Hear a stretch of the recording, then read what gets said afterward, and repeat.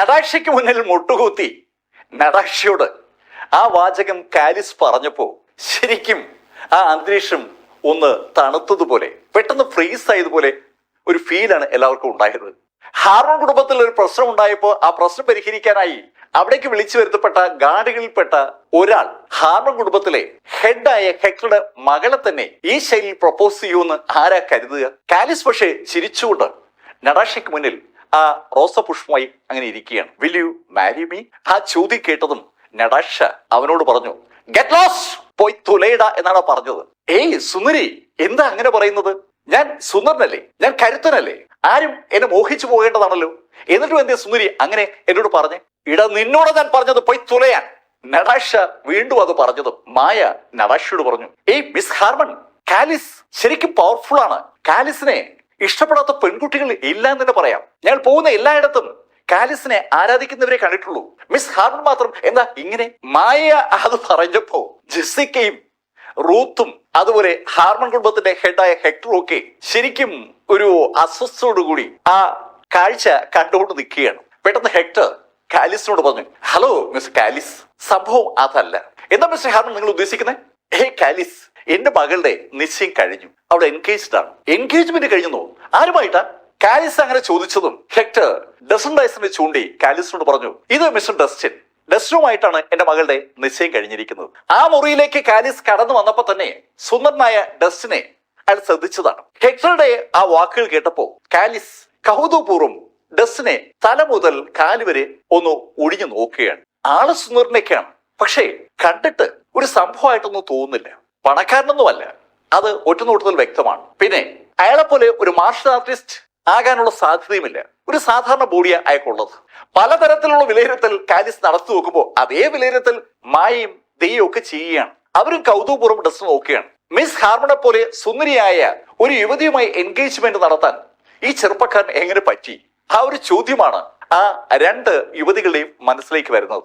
ആ ചോദ്യം അവിടെ മനസ്സിലേക്ക് വന്നതും മായ നടാഷയോട് ചോദിച്ചു, ഏയ് മിസ് നടാഷ, നിങ്ങൾ എന്ത് കണ്ടിട്ടാ കാലിസിന് പകരം ഇയാളെ പാർട്ട്ണറായി തിരഞ്ഞെടുത്തത്? മായ അങ്ങനെ ചോദിച്ചതും ദിയ കുറച്ചുകൂടി വ്യക്തമായി നടാഷയോട് പറഞ്ഞു, മിസ് നടാഷ, കാലിസ് എന്തുമാത്രം ഫൈറ്റുകൾ പങ്കെടുത്തിട്ടുണ്ടെന്ന് അറിയാവോ? എല്ലാ ഫൈറ്റുകളിലും കാലിസ് വിജയിച്ചിട്ടേ ഉള്ളൂ. കാലിസിനെ തോൽപ്പിക്കാൻ ആർക്കും ആവില്ല. കാലിസ് ശരിക്കും ശക്തനാണ്. നോക്ക്, സുന്ദരനുമാണ്. കാലിസിനെ മോഹിക്കാത്ത പെൺകുട്ടികൾ ഇല്ല എന്ന് പറഞ്ഞാൽ അതാണ് ശരി. നിന്റെ ഡസ്റ്റിനെ കാലിസുമായി കമ്പയർ ചെയ്യാൻ പറ്റൂ? ദീയും മായയും കൂടി അവരുടെ കൂടെ എത്തിയിരിക്കുന്ന കാലിസിനെ അങ്ങനെ അടിച്ച് പുകഴ്ത്തി പറയുന്ന കേട്ടതും നടാഷ മായോട് പറഞ്ഞു, എന്റെ ഡസ്റ്റിൻ മാർഷൽ ആർട്സിലും മെഡിസിനിലും ശരിക്കും എക്സ്പെർട്ടാണ്. ഓഹോ, നിന്റെ ഡസ്റ്റിൻ മാർഷൽ ആർട്സിൽ എക്സ്പെർട്ടാണോ? ഹലോ മിസ്റ്റർ ഡസ്റ്റിൻ, അങ്ങനെയാണെങ്കിൽ നമുക്കൊന്ന് നോക്കിയാലോ? എന്ത് നോക്കാന്ന് ഡസ്റ്റിൻ പെട്ടെന്ന് ചോദിച്ചതും കാലിസ് പറഞ്ഞു, ഹേയ് ഡസ്റ്റിൻ, സാധാരണ നമ്മൾ ആണുങ്ങളൊക്കെ എന്താ ചെയ്യുക? ഒരു പ്രശ്നം ഉണ്ടാകുമ്പോൾ ആ പ്രശ്നം പരിഹരിക്കാനായി നമ്മൾ പരസ്പരം ഒന്ന് ഏറ്റുമുട്ടില്ലേ? ഞാൻ മിസ്റ്റർ ഡസ്റ്റിനെ ഗോധയിലേക്ക് വെല്ലുവിളിക്കുകയാണ്, നമുക്കൊന്ന് ഫൈറ്റ് ചെയ്ത് നോക്കാം. അല്ല, ഗോധയിലേക്ക് ഒന്ന് പോകണ്ട, ഇപ്പൊ തന്നെ നമുക്ക് നോക്കാം. അങ്ങനെ പറഞ്ഞിട്ട് കാലിസ് ചാടി എണീറ്റ് ഡസ്റ്റിനെ നേരിടാൻ തയ്യാറായപ്പോ ഡസ്റ്റിനും എണീറ്റു. ആ കാഴ്ച കണ്ട ഹെക്ടർ പെട്ടെന്ന് ഉറക്കെ അലറുകയാണ്, സ്റ്റോപ്പ് ഇറ്റ്! എന്താ ഇത്? നിങ്ങൾ എന്തിനാ ഇവിടെ വന്നത്? പരസ്പരം തല്ലുകൂടാനാണോ? ഒരു ആവശ്യത്തിന് നിങ്ങളിവിടെ വിളിച്ചു വരുത്തിയപ്പോ നിങ്ങൾ നിങ്ങളുടെ സ്വന്തം ഇഷ്ടപ്രകാരം കാര്യങ്ങൾ തീരുമാനിക്കുകയാണ്. ഹാർമൺ കുടുംബത്തിന്റെ ഹെഡായ ഹെക്ടർ പെട്ടെന്ന് പൊട്ടിത്തെറിച്ച് അങ്ങനെ പറഞ്ഞപ്പോ കാലിസും മായയും ദീയും ഒന്ന് പതുങ്ങി. ഹെക്ടർ പക്ഷെ വിടുന്നില്ല. ഏയ് കാലിസ്, ഇതിനാണോ നിങ്ങളുടെ മാസ്റ്റർ നിങ്ങളെ ഇങ്ങോട്ട് പറഞ്ഞു വിട്ടത്? ഞാൻ നിങ്ങളുടെ മാസ്റ്റർ ഒന്ന് വിളിക്കട്ടെ? മിസ്റ്റർ ഹാർമൺ, ഏയ് അതിന്റെ ഒന്നും ആവശ്യമില്ല, ഞാൻ വെറുതെ ഡസ്റ്റിനെ ഒന്ന് ചൊടിപ്പിച്ചല്ലേ. അങ്ങനെ കാലിസ് പറഞ്ഞതും ഹാർമൺ ജോഷിനെ വിളിച്ച് ജോഷിനോട് പറഞ്ഞു, ജോഷ്, ഇവർക്ക് താമസിക്കാനുള്ള മുറി കാണിച്ചു കൊടുക്കും. ഉടൻ തന്നെ ജോഷ് കാലിസിനെയും മായയും ദീയും കൊണ്ട് ആ മുറിയിൽ നിന്ന് പുറത്തേക്ക് നീങ്ങുമ്പോൾ ഡസ്റ്റിന്റെ അടുത്തുകൂടി കടന്നു പോവുകയായിരുന്ന കാലിസ് ഡസ്റ്റിനോട് പറഞ്ഞു, ഡസ്റ്റിൻ, നീ ഇന്ന് ഭാഗ്യം കൊണ്ട് രക്ഷപ്പെട്ടത്. അങ്ങനെ പറഞ്ഞിട്ട് ഡസ്റ്റിനെ ഒന്ന് തറപ്പിച്ച് നോക്കിയിട്ടാണ് കാലിസ് കടന്നു പോകുന്നത്. ഡസ്റ്റിൻ ഒരു അക്ഷരവും മിണ്ടിയില്ല. ആ ടീം ആ മുറിയിൽ നിന്ന് പുറത്തു പോയി ഏതാനും നിമിഷ നേരത്തേക്ക് ആ മുറിയിൽ പൂർണ്ണ നിശബ്ദതയാണ്. ശരിക്കും ആക്വേർഡ് ആയിട്ടുള്ള ഒരു സാഹചര്യത്തെ അവർ ഫേസ് ചെയ്ത പോലെ ഒരു തോന്നലാണ് ആ മുറിയിലുള്ള എല്ലാവർക്കും ഉള്ളത്. ആ നിശബ്ദതയെ ഭജിച്ചുകൊണ്ട് ഡസ്റ്റിൻ ഹെക്ടറോട് ചോദിച്ചു, മിസ്റ്റർ ഹാർമൺ, ഇവരെയൊക്കെയാണോ ഡാർക്ക് ലോർഡിനെ നേരിടാനായി താങ്കൾ അറേഞ്ച് ചെയ്തിരിക്കുന്നത്? ഇതാണോ നിങ്ങളുടെ ട്രംപ് കാർഡുകൾ? ഡസ്റ്റിൻ, അങ്ങനെയൊന്നും അല്ല. ട്രംപ് കാർഡുകൾ ഞാൻ ഒരുപാട് അറേഞ്ച് ചെയ്തിട്ടുണ്ട്. പക്ഷേ ഡസ്റ്റിൻ, ഞാൻ അറേഞ്ച് ചെയ്തിട്ടുള്ള ട്രംപ് കാർഡുകൾക്ക് അപ്പുറത്ത് യഥാർത്ഥത്തിൽ എന്റെ പിതാവ് മിസ്റ്റർ ആൻഡ്രൂ ഹാർമൺ ഒരു ട്രംപ് കാർഡ് ഇവിടെ അറേഞ്ച് ചെയ്തിട്ടുണ്ട്. അത് ഞങ്ങളുടെ അൾട്ടിമേറ്റ് ട്രംപ് കാർഡാണ്. മിസ്റ്റർ ഹാർമൺ, താങ്കൾ എന്താ ഉദ്ദേശിക്കുന്നത്? അൾട്ടിമേറ്റ് ട്രംപ് കാർഡെന്നോ? അതെ ഡസ്റ്റിൻ ഗ്രാൻഡ് മാസ്റ്റേഴ്സിനെ കുറിച്ച് കേട്ടിട്ടുണ്ടാവുമല്ലോ. ഇവിടെ ഈ ബെലോർമ മേഖലയിൽ 5 അൾട്ടിമേറ്റ് ഗ്രാൻഡ് മാസ്റ്റേഴ്സ് ഉണ്ട്. അതിൽ ഒരാളെ താങ്കൾ അറിയും, മിസ്റ്റർ പോൾ ഹിൽ. പിന്നെയുള്ള 4 പേരിൽ ഒരാൾ മിസ്റ്റർ മിഖായിൽ റോബിൻസൺ ആണ്. മിഖായിൽ റോബിൻസൺ? അതെ, മിഖായിൽ റോബിൻസൺ ആണ് നമ്മുടെ അൾട്ടിമേറ്റ് ട്രംപ് കാർഡ്. അദ്ദേഹം നമുക്ക് ആവശ്യം വരുന്ന സമയത്ത് നമ്മളെ സഹായിക്കുമെന്ന് എന്റെ പിതാവ് എന്നോട് പറഞ്ഞിട്ടുണ്ട്. മിഖായിൽ റോബിൻസനെ കുറിച്ച് ഹെക്ടർ അങ്ങനെ വാതോരാതെ പറഞ്ഞതും നടാഷ ഹെക്ടർ ചോദിച്ചു, അച്ഛാ, ഈ മിഖായിൽ റോബിൻസനെ കാണാൻ എങ്ങനെയാണ്? അത് ശരിക്കും ശക്തനാണോ? ഹേയ് നടാഷ, അതല്ലേ രസം. ഞാൻ മിഖായിൽ റോബിൻസനെ കണ്ടിട്ടേ ഇല്ല. മിഖായിൽ റോബിൻസനെ കണ്ടിട്ടുള്ളത് നിന്റെ ഗ്രാൻഡ് ഫാദർ മാത്രമാണ്. ഹെക്ടർ കണ്ടിട്ടില്ലാത്ത മിഖായിൽ റോബിൻസനാണ് ഹാർമൺ കുടുംബത്തിന്റെ ട്രംപ് കാർഡ്. മിഖായിൽ റോബിൻസനാണ് ആ കുടുംബത്തിന്റെ ട്രംപ് കാർഡെന്ന് ഹെക്ടർ പറയുമ്പോൾ നടാഷയ്ക്കും റൂത്തിനും ഡസ്റ്റിനും ഒക്കെ മനസ്സിലാവുന്നുണ്ട്. പക്ഷേ അവരാരും മിഖായിൽ റോബിൻസനെ കണ്ടിട്ടില്ല എന്നുള്ളത് ശരിക്കും അതിശയിപ്പിക്കുന്ന ഒരു കാര്യമാണ്. അങ്ങനെ ഡസ്റ്റിൻ ആലോചിച്ചപ്പോൾ ഹെക്ടർ ഡസ്റ്റിനോട് പറഞ്ഞു, ഡസ്റ്റിൻ, എന്തായാലും അടുത്ത 2 ദിവസത്തേക്ക് ഡസ്റ്റിൻ ഒരിടത്ത് പോണ്ട, ഡസ്റ്റിൻ ഇവിടെ തങ്ങ്. നടാഷ ഹാർമണ് ഒരു അപകടവും വരാതിരിക്കാൻ വേണ്ടി നടാഷയ്ക്കൊപ്പം ഈ ദിവസങ്ങളിൽ ഉണ്ടാകണമെന്ന് ഡസ്റ്റിൻ മനസ്സുകൊണ്ട് ആഗ്രഹിച്ചപ്പോഴാണ് ഹെക്ടർ തന്നെ ആ കാര്യം ഡസ്റ്റിനോട് പറഞ്ഞത്. നടാഷയ്ക്ക് അത് കേട്ടപ്പോൾ ഭയങ്കര സന്തോഷം. അടുത്ത 2 ദിവസം ഡസ്റ്റിൻ ഉറപ്പായിട്ടും അവൾക്കൊപ്പം ഉണ്ടാവും. അത് അവൾക്കുണ്ടാക്കിയ സന്തോഷം അവളുടെ മുഖത്ത് പ്രതിഫലിക്കുന്നുണ്ട്. നടാഷ ഡസ്റ്റിന് വേണ്ടി വളരെ മനോഹരമായ ഒരു മുറിയാണ് അറേഞ്ച് ചെയ്ത് കൊടുത്തത്. അടുത്ത 2 ദിവസവും ഡസ്റ്റിൻ അവിടെ ഉണ്ടായിരുന്നെങ്കിലും ഡസ്റ്റിൻ കൂടെ നെൽസനെ കോണ്ടാക്ട് ചെയ്യുന്നുണ്ട്. നെൽസനെ കോണ്ടാക്ട് ചെയ്തപ്പോൾ ഡസ്റ്റിന് ഒരു വിവരം കിട്ടി. ജെയിംസിനെ കൊലപ്പെടുത്തിയത് ആ ഹോസ്പിറ്റലിൽ തന്നെ ഒരു ഡോക്ടറാണ്, അവിടുത്തെ റെസിഡന്റ് ഡോക്ടറാണ്. അയാൾ പക്ഷേ ഹോസ്പിറ്റലിൽ നിന്ന് ഇപ്പൊ മുങ്ങിയിരിക്കുകയാണ്. ജെയിംസിനെ കൊലപ്പെടുത്തിയ ആ ഡോക്ടർ പിടിക്കപ്പെടാതിരിക്കാൻ വേണ്ടി മുങ്ങിയിരിക്കുന്നു എന്നുള്ള വിവരം അറിഞ്ഞ ഡസ്റ്റിൻ നെൽസന് അയാളെ കണ്ടുപിടിക്കാനുള്ള ഉത്തരവ് കൊടുത്തിരിക്കുകയാണ്. നെൽസന്റെ ഫ്ലെയിം ഡ്രാഗൺ ഗ്രൂപ്പിൽ ഇപ്പോ ജോയിൻ ചെയ്തിരിക്കുന്ന ചാർജിംഗ് ടൈഗർ ഗ്രൂപ്പിൽ ചേർന്ന് ഒരു വേട്ട തന്നെ നടത്തുകയാണ്. ഫെലിക്സ് മില്ലർ ശരിക്കും സ്വാധീനമുള്ള വ്യക്തിയായതുകൊണ്ട് അയാൾക്ക് നോർത്തേൺ മേഖലയിൽ എവിടെയെങ്കിലും ആ ഡോക്ടർ ഒളിച്ചിരിപ്പുണ്ടെങ്കിൽ കണ്ടുപിടിക്കാൻ എളുപ്പം പറ്റും. ഫെലിക്സും നെൽസണും അവരുടെ ടീമുമായിട്ട് ആ ഡോക്ടർക്ക് വേണ്ടി അന്വേഷണം നടത്തുമ്പോൾ ഇവിടെ ഹാർമൺ എസ്റ്റേറ്റിൽ ഡസൻ റൈസ് സമയം കിട്ടുമ്പോഴൊക്കെ അബിഗലിനെ ഓരോ കാര്യങ്ങളായി പഠിപ്പിക്കുകയാണ്. അബിഗലിനെ പഠിപ്പിക്കാൻ ഡസ്റ്റിന് ശരിക്കും ഇഷ്ടമാണ്.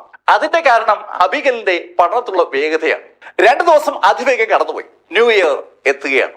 ശരിക്കും ന്യൂ ഇയർ ദിവസം ആ ഹാർമൺ എസ്റ്റേറ്റ് അതീവ മനോഹരമായ ഒരു കാഴ്ചയാണ്. മഞ്ഞ് ഹാർമൺ എസ്റ്റേറ്റിൽ ഏതാണ്ട് എല്ലാ ഭാഗത്തും വീണ് കിടപ്പുണ്ട്.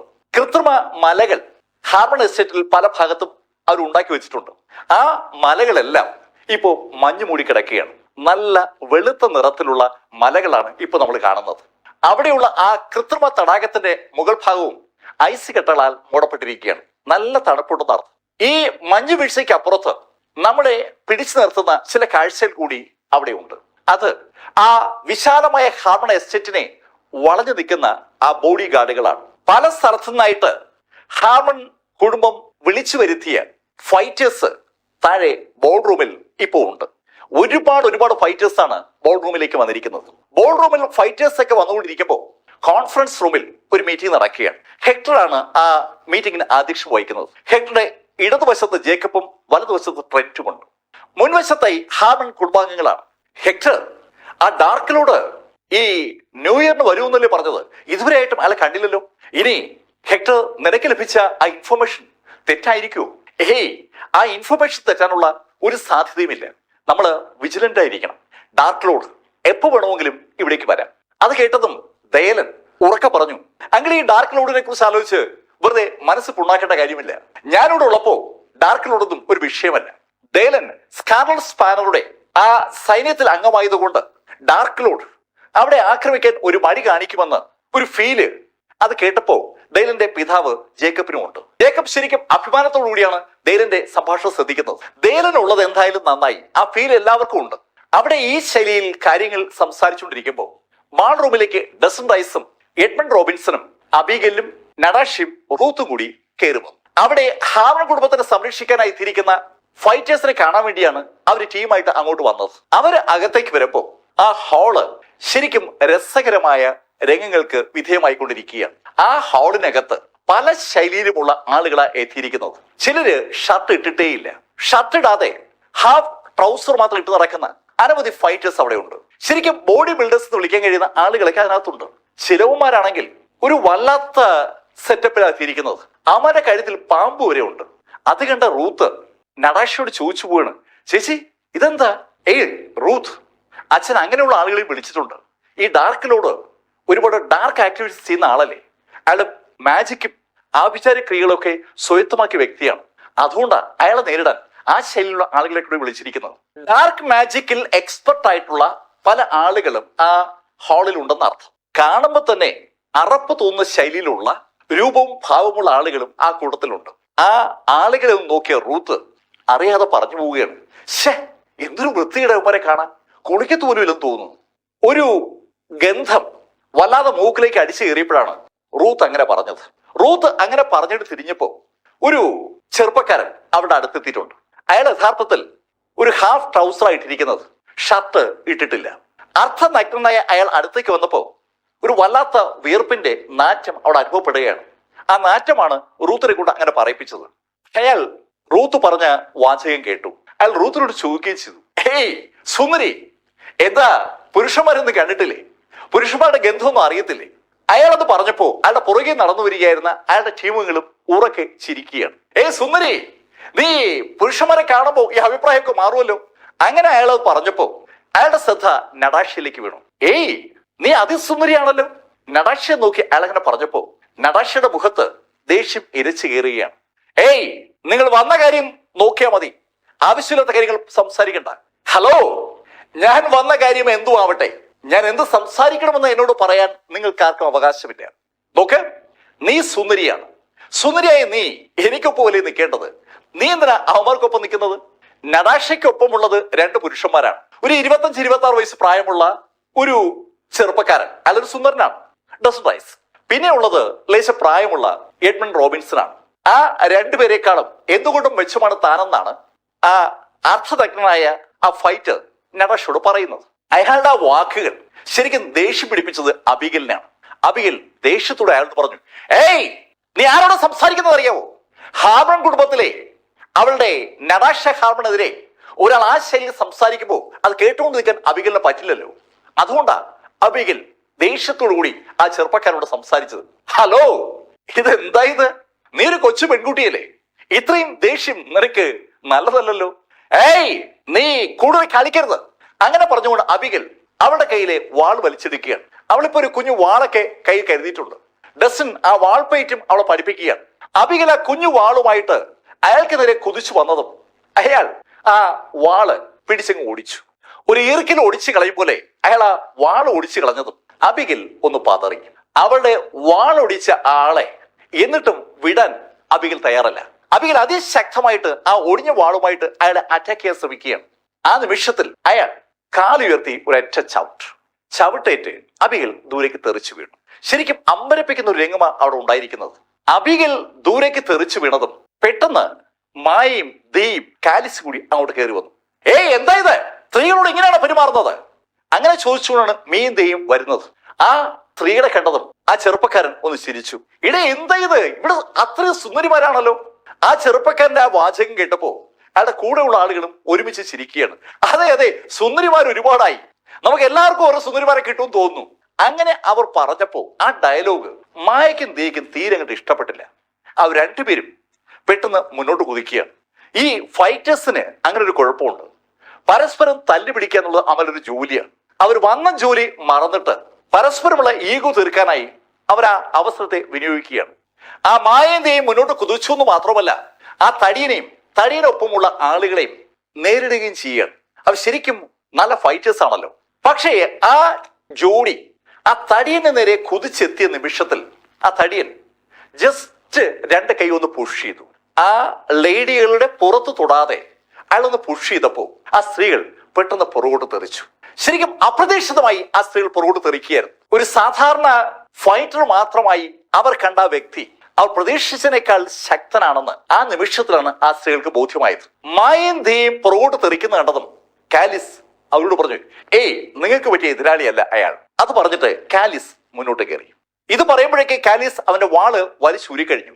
ചൂണ്ടുപിടിച്ച സോഡുമായി കാലിസ് ആ ചെറുപ്പക്കാരൻ നേരെ നീങ്ങിയതും ആ ചെറുപ്പക്കാരനും അയാളുടെ വാള് വലിച്ചെടുത്തു. അയക്കും എതിരാളി ശക്തനാണെന്ന് ഫീൽ ചെയ്ത് തുടങ്ങുകയാണ്. ആ ചെറുപ്പക്കാരൻ കാലിസിനെ ഒന്ന് നോക്കിയിട്ട് അയാളോട് പറഞ്ഞു, എടാ നിന്നെ കണ്ടിട്ട് നീ ഒരു ഫൈറ്റർ ആണെന്ന് തോന്നുന്നു, പക്ഷേ എനിക്ക് നീ തരമല്ല. അങ്ങനെ പറഞ്ഞുകൊണ്ട് ചെറുപ്പക്കാരൻ മുന്നോട്ട് ചാടി ആ വാള് കൊണ്ട് കാലിസിനെ ഒന്ന് ആഞ്ഞു വെട്ടുകയാണ്. പക്ഷെ ആ വാള് കാലിസിന്റെ നേരെ എത്തിയ നിമിഷത്തിനെ കാലിസിന്റെ വാളും അയാളുടെ വാളിന് നേരെ വന്നു. അടുത്ത നിമിഷത്തിൽ ആ ചെറുപ്പക്കാരന്റെ വാള് തെറിച്ച് ദൂരേക്ക് വീണു. കാലിസിന്റെ വാള് ഇപ്പോ ആ ചെറുപ്പക്കാരന്റെ കഴുത്തിലാണ്. കഴുത്തിൽ ഇങ്ങനെ ചേർത്ത് പിടിച്ചുകൊണ്ട് കാലിസ് അങ്ങനെ നിൽക്കുമ്പോൾ ആ ചെറുപ്പക്കാരൻ അത്ഭുതത്തോടെ കാലിസിനെ തന്നെ നോക്കുകയാണ്. സാർ, അങ്ങ് ആരാണ്? ആ ചെറുപ്പക്കാരന്റെ ചോദ്യം കേട്ടപ്പോ കാലിസ് ചിരിച്ചു. എടോ, ഞാൻ ഇൻവിസിബിൾ ഗാർഡിയൻസിലെ ഫസ്റ്റ് ഡിസിപ്പിളാണ്. ഇൻവിസിബിൾ ഗാർഡിയൻസ് ഗ്ലൻസ്റ്റഡിൽ എല്ലാവരും അറിയുന്ന വലിയൊരു ഗിൽഡാണ്. ആ ഗിൽഡിൽ അനവധി ശിഷ്യന്മാരുണ്ട്. അതിലെ ഒന്നാം ശിഷ്യനാണ് താനെന്ന് കാലിസ് പറഞ്ഞപ്പോ ആ മനുഷ്യൻ സ്വയം പരിചയപ്പെടുത്തി. സർ, എന്റെ പേര് മാർബിൾതാണ്, ദയവായി എന്നോട് ക്ഷമിക്കണം. ഓക്കെ, ഞാൻ ക്ഷമിക്കുന്നു, പക്ഷേ ഇനി ഇവിടെ കാണരുത്. കേൾക്കേണ്ട താമസം മാർബലും അയാൾക്കൊപ്പമുള്ള ആളുകളും പെട്ടെന്ന് ആ ഹാളിൽ നിന്ന് പുറത്തേക്ക് ഇറങ്ങി. സ്ത്രീകളോട് അപമര്യാദയെ പെരുമാറിയ ആ ഗുണ്ടകളെ അവിടെ നിന്ന് അടിച്ചോടിച്ച കാലിസ് ശരിക്കും ഒരു സംഭവമാണെന്ന ശൈലിയിൽ അങ്ങനെ നിൽക്കുമ്പോൾ മായ നടാഷയോട് പറഞ്ഞു, കണ്ടോ കാലിസിനെ കണ്ടോ? നിന്റെ ഡെസ്റ്റിൻ വിചാരിച്ച് ചെയ്തുവല്ലോ നടക്കൂ. നടാഷ ഒന്നും മിണ്ടാതെ നിൽക്കുന്നുണ്ടെന്നും ദിയ നടാഷയോട് പറഞ്ഞു, ഹേ നടാഷ, നിനക്ക് ഇനി വേണമെങ്കിലും തീരുമാനം മാറ്റാം. കാലിസ് നിനക്ക് അനുയോജ്യനായ വ്യക്തിയാണ്. ദിയ അത് പറഞ്ഞതും പെട്ടെന്ന് ആ ഹാളിലേക്കുള്ള വാതിൽ ചവിട്ടി തുറന്നുകൊണ്ട് അനവധി ആളുകൾ അകത്തേക്ക് വന്നു. ശരിക്കും അമ്പരപ്പിക്കുന്ന വേഗതയിലാണ് ഒരു ടീം അകത്തേക്ക് കടന്നു വന്നത്. ആ കടന്നു വന്ന ആളുകൾ എല്ലാവരും മുഖംമൂടി ധരിച്ചിട്ടുണ്ട്. കറുത്ത മാസ്ക ധരിച്ചിരിക്കുന്നത്. ആ മുഖംമൂടിധാരികൾക്ക് മുന്നിലായി വന്ന മനുഷ്യൻ ആ ഹാളിന്റെ നടുക്കോട്ട് വന്നുടൻ അയാൾ ധരിച്ചിരുന്ന മുഖംമൂടി അങ്ങ് മാറ്റി. അയാൾ ആ മുഖംമൂടി മാറ്റിയപ്പോ ഒരു ഫൈറ്റർ, ശരിക്കും നല്ല തടിയൊക്കെയുള്ള ഫൈറ്റർ, അയാളുടെ ചൂടായി ചോദിച്ചു, ഏയ് നീ എന്താ വാതിൽ തല്ലി പിടിച്ചേ? അയാളെ പോലെ ഒരു ഫൈറ്ററാണ് അവിടെ വന്നിരിക്കുന്ന ആളെന്ന് കരുതിയാണ് അയാൾ അങ്ങനെ ചോദിച്ചത്. അവരൊക്കെ മാന്യമായിട്ടാണല്ലോ വാതിലൊഴി വന്നത്. ഞാൻ എങ്ങനെ കടന്നു വരണമെന്ന് നീയാണോ തീരുമാനിക്കുന്നത്? എടാ, നീ ആരോട് കരുതിയാ സംസാരിക്കുന്നത്? അങ്ങനെ പറഞ്ഞുകൊണ്ട് ആ ചെറുപ്പക്കാരൻ അയാളുടെ വാള് വലിച്ചൂരപ്പോഴേക്കും ആ മാസ്ക് മാറ്റിയ മനുഷ്യൻ കൈ കൊണ്ട് ഒരു ആക്ഷൻ കാണിക്കുകയാണ്. കൈ കൊണ്ട് അയാള് ആ വാള് വലിച്ചൊരു മനുഷ്യനെ അടുത്തേക്ക് വിളിച്ചതുപോലെയാണ്. പെട്ടെന്ന് സകലരും ഞെട്ടിച്ചുകൊണ്ട് ആ സംഭവം ഉണ്ടായി. ആ വാള് വലിച്ചൊരു മനുഷ്യൻ പെട്ടെന്ന് ആ മാസ്ക് മാറ്റിയ മനുഷ്യന്റെ അടുത്തേക്ക് പറന്നെത്തുകയായിരുന്നു. പറന്നെത്തിയെന്ന് മാത്രമല്ല, നമ്മൾ അത്ഭുതപ്പെടുത്തുന്ന ഒരു സംഭവം കൂടി അവിടെ കാണുകയാണ്. ആ മാസ്ക് മാറ്റിയ മനുഷ്യന്റെ കൈ ഇപ്പോ ആ വാള് കയ്യിലിരിക്കുന്ന ആളുടെ കഴുത്തിലാണ്. എല്ലാവരും അന്നവിട്ട് നോക്കുമ്പോൾ അയാൾ ആ കഴുത്ത് ഒന്ന് അമർത്തി. ടക്ക് എന്ന ശബ്ദത്തോടു കൂടി ആ വാള് കയ്യിലുള്ള മനുഷ്യൻ താഴേക്ക് വീണു. ശരിക്കും ഞെട്ടിപ്പിക്കുന്ന ഒരു രംഗം. എന്താണ് ആ സംഭവത്തിന് അടിസ്ഥാനമെന്ന് ആർക്കും കൊണ്ട് മനസ്സിലായില്ല. എല്ലാവരും അന്തവിട്ട് നിൽക്കുമ്പോൾ കാലിസ് അയാളോട് ചോദിച്ചു, ഏയ് ആരാ നീ? ആ ചോദ്യം കേട്ടതും ആ മനുഷ്യൻ ഒന്ന് ചിരിച്ചു. ഓ, ഞാന് എന്നെ പരിചയപ്പെടുത്തിയില്ല അല്ലേ? എന്റെ പേര് ബ്ലാക്ക് ഗ്രോവൽ. ഞാന് ഡാർക്ക് ലോഡിന്റെ ആജ്ഞപ്രകാരം എത്തിയതാണ്. ഡാർക്ക് ലോഡിന്റെ ആളുകളാണ് അവിടെ എത്തിയതെന്നാണ് അയാൾ പറഞ്ഞതിന്റെ അർത്ഥം. അയാളുടെ പേര് ബ്ലാക്ക് ഗ്രോവൽ എന്നാണ്. ബ്ലാക്ക് ഗ്രോവൽ, ബ്ലഡ് ഷെഡ് ബ്ലാക്ക് ഗ്രോവൽ, അതേ അത് തന്നെയാണ്. ബ്ലഡ് ഷെഡ് ബ്ലാക്ക് ഗ്രോവൽ സകലരും അറിയുന്ന ഒരു പേരാണ്. പ്രത്യേകിച്ച് ഈ മാർഷൽ ആർട്സ് മേഖലയിൽ അയാളുടെ ജോലി രക്തം തെറിപ്പിക്കുക എന്നുള്ളതാണ്. അയാൾ യുദ്ധത്തിനിറങ്ങിയാൽ ഏത് ശൈലിയിലും ആളുകളെ കൊല്ലും. രക്തം ഒഴുക്കുന്നതിൽ ഈ ഗ്രോവലിന് ഒരു മടിയുമില്ല. അയാളുടെ നിറം ഏതാണ്ട് കറുത്തിട്ടാണ്. അതുകൊണ്ട് അയാളെ ബ്ലാക്ക് ഗ്രോവൽ എന്ന് വിളിക്കുക. അയാൾ യുദ്ധത്തിൽ രക്തം ഒഴുക്കുന്നതുകൊണ്ട് അയാൾക്ക് വീണ ഇരട്ട പേരാണ് ബ്ലഡ് ഷെഡ്. ബ്ലഡ് ഷെഡാണ് അവിടെ എത്തിയിരിക്കുന്ന ആളെന്ന് കേട്ടപ്പോ അവിടെ ഫൈറ്റ് ചെയ്യാൻ വന്ന പലർക്കും ഒരു ഭയം വന്നു തുടങ്ങിയിട്ടുണ്ട്. പക്ഷെ കാലിസിന് ആ ഭയമൊന്നുമില്ല. കാലിസ് ബ്ലഡ് ഷെഡിനോട് പറഞ്ഞു, നീ ആരായാലും എനിക്ക് ഒരുപോലെയാണ്. അങ്ങനെ പറഞ്ഞുകൊണ്ട് അയാൾ ആ വാളുമായി ബ്ലഡ് ഷെഡിന് നേരെ കുതിച്ചതും ബ്ലഡ് ഷെഡ് അയാളുടെ കൈ പെട്ടെന്ന് കാലിസ് നേരെ കൊണ്ടുവന്നു. ശരിക്കും അന്തരീക്ഷത്തിലുള്ള കൈ ഇങ്ങനെ കൊണ്ടുവന്നതേ ഉള്ളൂ. ആ നിമിഷത്തിൽ കാലിസ് പുറകോട്ട് തെറിച്ചു. കാലിസ് പുറകോട്ട് തെറിച്ചു വീണ കണ്ട മായന്തിയും കാലിസിന് അടുത്തേക്ക് ഓടിയെത്തപ്പോ ശരിക്കും അത്ഭുതകരമായ മറ്റൊരു കാര്യം കൂടി സംഭവിക്കുകയാണ്. ഒരു നിഴൽ കൈയുടെ രൂപത്തിൽ കാലിസിന് മുകളിലേക്ക് വരുന്നത് അവർ കണ്ടു. കാലിസിനെ പിടിച്ചെണീപ്പിക്കാൻ ശ്രമിക്കുന്ന മായന്തിയും ഒരു നിഴൽ വരുന്ന കണ്ടതും പെട്ടെന്ന് ഞെട്ടിത്തിരിഞ്ഞ് അവർ വാള് വലിച്ചൂരി ആ നിഴൽ നേരെ ആഞ്ഞ് ആക്രമിക്കുകയാണ്. ആ നിമിഷത്തിൽ ആ കൈപ്പത്തിയുടെ രൂപത്തിലുള്ള നിഴൽ ആ രണ്ട് സ്ത്രീകളുടെയും കയ്യിലുള്ള വാളുമായി കൂട്ടിമുട്ടി. ഒരു സ്പാർക്ക് അവിടെ ഉണ്ടായി. ആ സ്പാർക്ക് ഉണ്ടായ അടുത്ത നിമിഷത്തിൽ നമ്മൾ കാണുന്നത് മായയും ദേയും കാലിസും ഒന്നിച്ച് പുറകോട്ട് തെറിക്കുന്നതാണ്. ശരിക്കും അത്ഭുതപ്പെടുന്ന ശൈലിയിലാണ് ബ്ലാക്ക് മാജിക് ഉപയോഗിക്കുന്ന ഗ്രോവൽ കാലിസിനെയും മായയും ദേയും ഒരുപോലെ പരാജയപ്പെടുത്തിയത് മാത്രമല്ല, അവരെ 3 പേരെയും ഗ്രോവൽ ശരിക്കും പരിക്കേൽപ്പിച്ചിരിക്കുകയാണ്. 3 പേരുടെ വായിൽ നിന്നും രക്തം പുറത്തേക്ക് ഒഴുകുന്നുണ്ട്. അവിടെ പുറത്ത് ഗ്രോവൽ തൊട്ടിട്ട് പോലുമില്ല. പക്ഷെ എന്നിട്ടും അയാൾക്ക് അവരെ പരിക്കേൽപ്പിക്കാൻ പറ്റിയിരിക്കുകയാണ്. ഈ കാഴ്ച കണ്ടുകൊണ്ട് നിൽക്കുന്ന ആ ഹാളിനകത്തുള്ള മുഴുവൻ ഫൈറ്റേഴ്സും ഇപ്പോ ഒന്ന് വിരണ്ടിട്ടുണ്ട്. ഡാർക്ക് ലോർഡിനെ നേരിടാൻ വേണ്ടിയാണ് അവരെ അവിടേക്ക് വിളിച്ചു വരുത്തിയത്. ഡാർക്ക് ലോർഡിന്റെ ശിഷ്യന്മാർ ആക്രമണം തുടങ്ങിയ ആ രീതി കണ്ട ആ ഭടന്മാർ, ആ ഫൈറ്റേഴ്സ് ഞെട്ടിത്തെരിച്ച് നിൽക്കുമ്പോൾ ഗ്രോവൽ അയാളുടെ കൂടെ വന്ന ആളുകളോട് പറഞ്ഞു, ഒരാളെയും വിടണ്ട, സകലനെ കൊന്നേക്ക്. കേൾക്കേണ്ട താമസം ആ മുഖമൂടിധാരികളായ ഡാർക്ക് ലോർഡിന്റെ അനുയായികൾ വീട് കിടക്കുന്ന കാലിസിന്റെയും മായയുടെയും ദേയുടെ നേരെ കുതിച്ചു. കാലിസിനും മായയ്ക്ക് ദേയ്ക്കും ഒന്നും ചെയ്യാൻ പറ്റാത്ത സാഹചര്യമാണ്. അവർക്ക് എണീക്കാൻ പോലും പറ്റുന്നില്ല. ആ സമയത്താണ് ആ മുഖമൂടിധാരികൾ ഊരിപ്പിടിച്ച വാളുകളുമായി അവർക്ക് നേരെ കുതിച്ചു വരുന്നത്. കാലിസും മേയും ദേയും വീണിരിക്കുന്നതിന്റെ പുറകിലോട്ടാണ് ബാക്കിയുള്ള ഫൈറ്റേഴ്സൊക്കെ ഉള്ളത്. ആ ഫൈറ്റേഴ്സിനെ മുഴുവൻ അരിഞ്ഞു തള്ളാനുള്ള ഓർഡറാണ് ബ്ലാക്ക് ഗ്രോവൽ അയാൾക്കൊപ്പം വന്ന ആളുകൾക്ക് കൊടുത്തത്. തറയിൽ വീണ് കിടക്കുന്ന കാലിസും മായയും ദേയും എങ്ങനെയും അവിടുന്ന് രക്ഷപ്പെടാനായി ചാടി എണീക്കാൻ ശ്രമിക്കുമ്പോഴേക്കും ആ മാസ്ക് ധരിച്ച വ്യക്തികൾ തൊട്ടടുത്തെയും അവർ വാള് ആഞ്ഞു വീശുകയും ചെയ്തു. അവർ ആ വാള് ആഞ്ഞു വീശിയ നിമിഷത്തിൽ ശരിക്കും അപ്രതീക്ഷിതമായി ഒരു കാര്യം സംഭവിച്ചു. ഒരു പ്രകാശം അതിവേഗതയിൽ അവർക്ക് മുന്നിലൂടെ കടന്നു പോവുകയാണ്. ആ പ്രകാശം കടന്നുപോയതും ചാടി എണീക്കാൻ ശ്രമിച്ച കാലിസും മായയും ദേയും ആ കാഴ്ച കണ്ടു. അവരെ ആക്രമിക്കാൻ വന്ന മാസ്ക് ധരിച്ച ആ ആളുകളുടെ തലകൾ കാണാനില്ല. അവരുടെ തല ആ ഉടലിൽ നിന്ന് അറ്റുമാറിയിരിക്കുകയാണ്. ഒരു വാള് ആ മുന്നിൽ ഓടി വന്ന ആളുകളുടെ കഴുത്ത് മുഴുവൻ ഖണ്ഡിച്ച് കടന്നുപോയിരിക്കുകയാണ്. എന്താണ് സംഭവിച്ചതെന്ന് കാലിസിനോ മായക്കോ ദേയ്ക്കോ ഒരു പിടിയില്ല. അവരുടെ കണ്ണുകൾ അവസാനം വീണ ആ മാസ്ക് ധാരിയുടെ തല കടന്ന് മുന്നോട്ട് പോകുമ്പോൾ അവര് ആ കാഴ്ച കണ്ടു. അവരുടെ തൊട്ടടുത്ത് സാക്ഷാൽ ഡസൻ റൈസ് നിൽക്കുകയാണ്. ഡസന്റെ കയ്യിൽ ഒരു കുഞ്ഞു വാളുണ്ട്.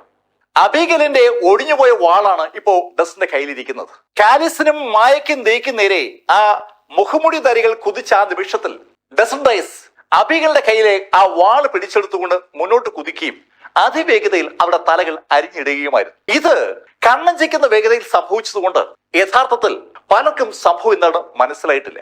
താഴെ വീണ് കിടക്കുന്ന കാലിസും മായയും ദേയും ശരിക്കും അമ്പരന്ന് ആ കാഴ്ച നോക്കുമ്പോൾ അബീഗൽ ശരിക്കും സന്തോഷത്തോടുകൂടി ഡസ്റ്റനെ നോക്കുകയാണ്. അവളുടെ ഗുരുനാഥൻ ശരിക്കും ശക്തിമാനാണെന്ന് ഇതാ ഒരിക്കൽ കൂടി പ്രൂവ് ചെയ്യുകയാണ്. റൂത്തിന്റെ മുഖവും ശരിക്കും സന്തോഷം കൊണ്ട് അങ്ങനെ പൂത്തുലയുകയാണ്.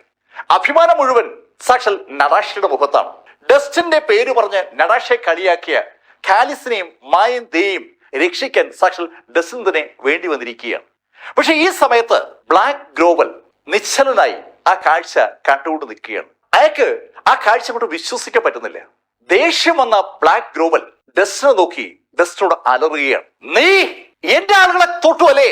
അങ്ങനെ ചോദിച്ചുകൊണ്ട് അയാൾ തറയിൽ നിന്ന് ആഞ്ഞു ചവിട്ടിയിട്ട് കൈ കൊണ്ട് ഒരു ഒറ്റ ആക്ഷൻ, ശരിക്കും അമ്പരപ്പിക്കുന്ന ശൈലിയിൽ ഒരു നിഴൽ അവിടെ രൂപം കൊള്ളുകയാണ്. ഒരു മാജിക് കൈപ്പത്തി അവിടെ ഉണ്ടായെന്ന് പറയാം. ആ കൈപ്പത്തി ഡസ്റ്റിന് നേരെ പാഞ്ഞു വരുമ്പോ നടാഷിയുടെയും കൂടുകളുടെയും ഏതാണ്ട് ശ്വാസം നിലച്ചു പോയതുപോലെയാണ്. അമ്പരപ്പിക്കുന്ന പവറിലും വേഗത്തിലും ആ കൈ ഡസ്റ്റിന് നേരെ വരുമ്പോ ഡസ്റ്റിൻ ആ മുറിഞ്ഞ വാള് ആ കൈപ്പത്തിക്ക് നേരെ വീശി. ആ ഹാളിനകത്തുള്ള ഡാർക്ക് ലോർഡിന്റെ അനുയായികളും അതുപോലെ ഫൈറ്റ് ചെയ്യാൻ വന്ന ആളുകളും ഹാർമൺ കുടുംബവുമായി ബന്ധപ്പെട്ട ആളുകളും ഒക്കെ ശ്വാസം പിടിച്ചാണ് ആ കാഴ്ച കണ്ടത്. ഡസൻ റൈസിന്റെ ആ മുറിഞ്ഞ വാള് ആ കൈപ്പത്തിയിലൂടെ കടന്ന് കൈപ്പത്തിയെ ബ്രേക്ക് ചെയ്ത് ഗ്രോവലിന്റെ നേരെ ചെല്ലുകയാണ്. ആളുകൾ അങ്ങനെ നിശ്ചലമായി നോക്കി നിൽക്കുമ്പോൾ ആ വാള് ഗ്രോവലിന്റെ കഴുത്തിലൂടെ കടന്നുപോയി. ഞെട്ടിപ്പിക്കുന്ന ആ രംഗത്തിന് സകലരും അങ്ങനെ ദൃക്സാക്ഷിയാവുകയാണ്. അടന്നുപോയ ഗ്രോവലിന്റെ തല നേരെ താഴേക്ക് വീഴും. താഴേക്ക് ആ തല വീഴുമ്പോൾ ആ തലയിലുള്ള കണ്ണുകൾ ശരിക്കും ഒരു അമ്പരപ്പിലാണ്. ആ കണ്ണിന് നടന്ന കാര്യം വിശ്വസിക്കാൻ പറ്റുന്നില്ല. എന്താണ് ആ കണ്ണിലെ ഭാവമെന്ന് ഒരു മനുഷ്യനും തിരിച്ചറിയാൻ പറ്റില്ല. ആ ശൈലിയിൽ ഒരു അമ്പരപ്പ് ആ കണ്ണുകളിലുണ്ട്. സകലരും അമ്പരപ്പോടെ ആ കാഴ്ച നോക്കുമ്പോൾ ആ കൂറ്റൻ ബോഡി പെട്ടെന്ന് താഴേക്ക് വീണു. ഈ നിമിഷത്തിൽ ഡാർക്ക് ലോർഡിന്റെ ആ മുഖംമൂടി ധരിച്ച ആളുകൾ ഒരു നിമിഷത്തെ സ്തംഭനത്തിന് ശേഷം പെട്ടെന്ന് ഞെട്ടി ഉണരുകയാണ്. അവർ പെട്ടെന്ന് അവരുടെ പോക്കറ്റുകളിൽ നിന്ന് കറുത്ത നിറത്തിലുള്ള ചില ബോളുകൾ വലിച്ചെടുത്തു. അവർ പറ ആ ബോളുകൾ തറയിലേക്ക് വലിച്ചെറിയുകയാണ്. ഒരെണ്ണം രക്ഷപ്പെടില്ല അങ്ങനെ പറഞ്ഞുകൊണ്ട് അവർ വലിച്ചെറിയുന്നത്. ആ ബോളുകൾ തറയിൽ വീണ ആ നിമിഷത്തിൽ ഒരു കറുത്ത പുക ആ ഹാൾ പെട്ടെന്ന് വ്യാപിക്കുകയാണ്. അത് കണ്ടതും ഡസൻ റൈസ് നടാഷയോട് പറഞ്ഞു, നടാഷ വേഗം പുറത്തേക്ക് വെക്കോ, എല്ലാരും കൂട്ടിക്കോ.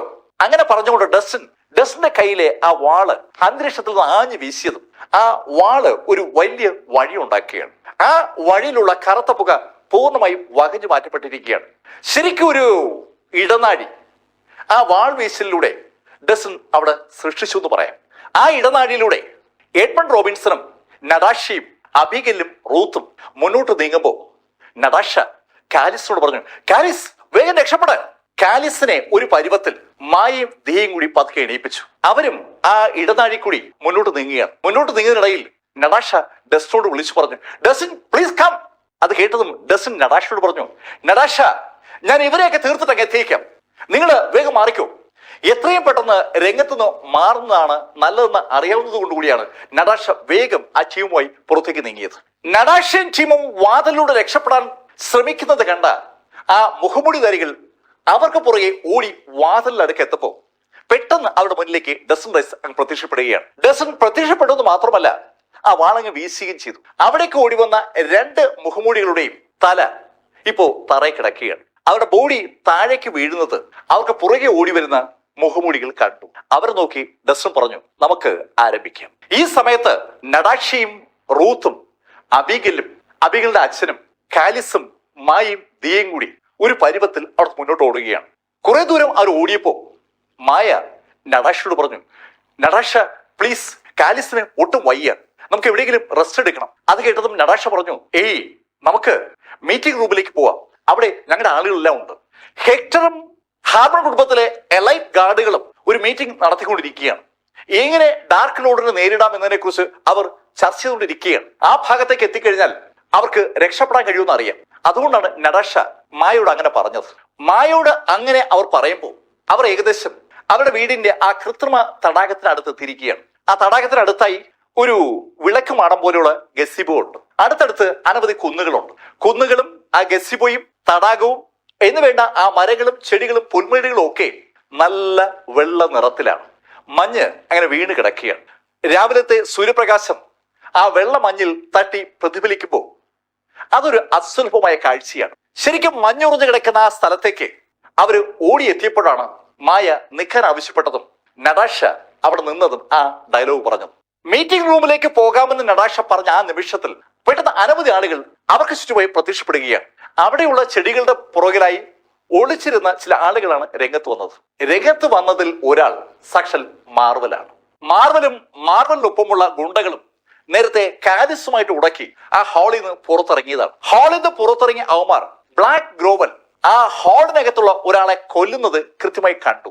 ആ കാഴ്ച കണ്ട അവന്മാർ ശരിക്കും പേടിച്ച് ആ ചെടികൾക്ക് പുറകിൽ ഒളിച്ചതാണ്.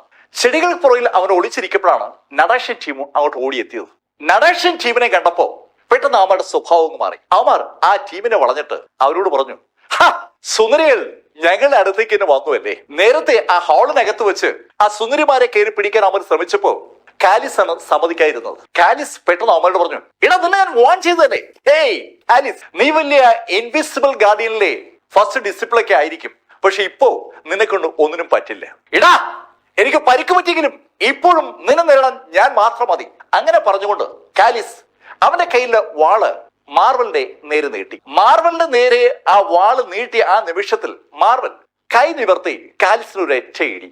കാലിസിനെ മാർവൽ ഇടിക്കുന്നത് സത്യത്തിൽ കാലിസ് കണ്ടില്ലെന്ന് പറഞ്ഞാൽ അതാണ് ശരി. ആ വേഗത്തിലായിരുന്നു മാർവലിന്റെ ഇടിയേറ്റ് പറന്നുപോയ കാലിസ് അടുത്തുള്ള ആ കൃത്രിമ മലയിൽ ഇടിച്ച് താഴേക്ക് വീണു. അയാൾ താഴേക്ക് വീഴുമ്പോ അയാളുടെ പുറത്തൊക്കെ വെളുത്ത മഞ്ഞൾപ്പൊടിയാവുകയാണ്. ശരിക്കും ഒരു ഐസ് പൊടിക്കകത്ത് അവൻ പെട്ടതുപോലെ. ആ മഞ്ഞമലയിൽ ഇടിച്ച് താഴേക്ക് വീണ കാലിസിന്റെ വായിക്കൂടി രക്തം ഒഴുകുന്ന കണ്ടതും മായന്തിയും ഓടി അയാളുടെ അടുത്തെത്തി. കാലിസിന് ശരിക്കും ഗുരുതരമായി പരിക്കേറ്റിരിക്കുകയാണ്. ആ ടീമിനെ ഒന്ന് നോക്കിയിട്ട് മാർവൽ നടാഷയ്ക്ക് നേരെ തിരിഞ്ഞു. ഹേയ് സുന്ദരി, നിന്നെ ഞാൻ നേരത്തെ നോട്ടമിട്ടതാണ്, ഇനി നീ എങ്ങോട്ട് പോകും? കാലിസ് ആയിരുന്നു അവരുടെ രക്ഷകൻ. ആ കാലിസ് എണീക്കാൻ പറ്റാതെ കിടക്കുകയാണ്. നടാഷയുടെ നേരെ മാർവൽ നീങ്ങുന്ന കണ്ടതും അബിഗൽ അവളുടെ കയ്യിലുള്ള കത്തിയുമായി ചാടി വീണു.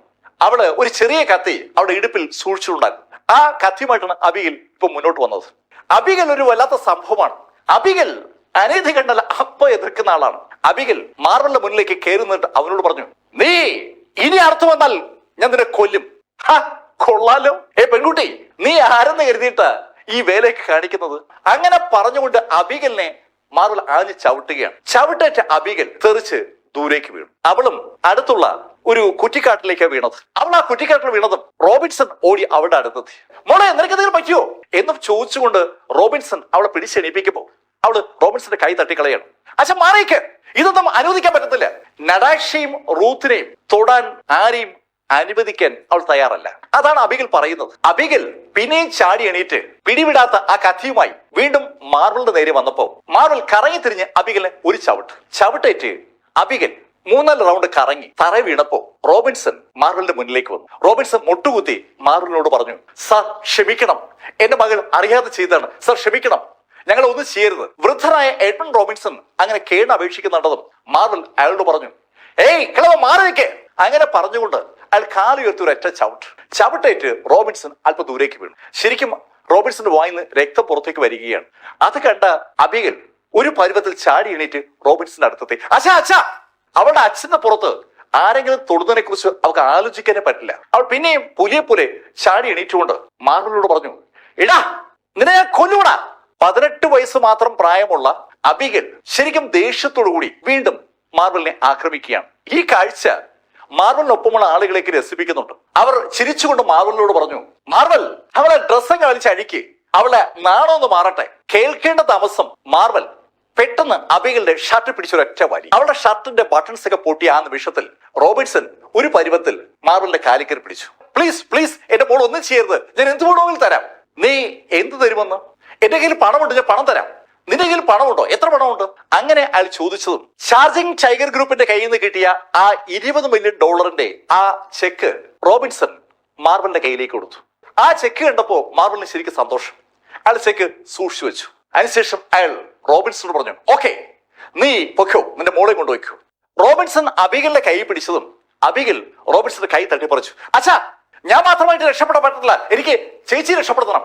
നടാഷയും റൂത്തിനെയും രക്ഷപ്പെടുത്തിയേ പറ്റൂ എന്ന് അബിഗൽ തീർത്തു പറയുകയാണ്. റോബിൻസൺ മാർവലിനോട് പറഞ്ഞു, പ്ലീസ്, എന്റെ മകളെ മാത്രമല്ല ഇവരെ കൂടി വിടണം. നിന്റെ മോളെ മാത്രമാണ് ഞാൻ വിടാമെന്ന് പറഞ്ഞത്, ഇവരെന്തായാലും ഞാൻ വിടില്ല.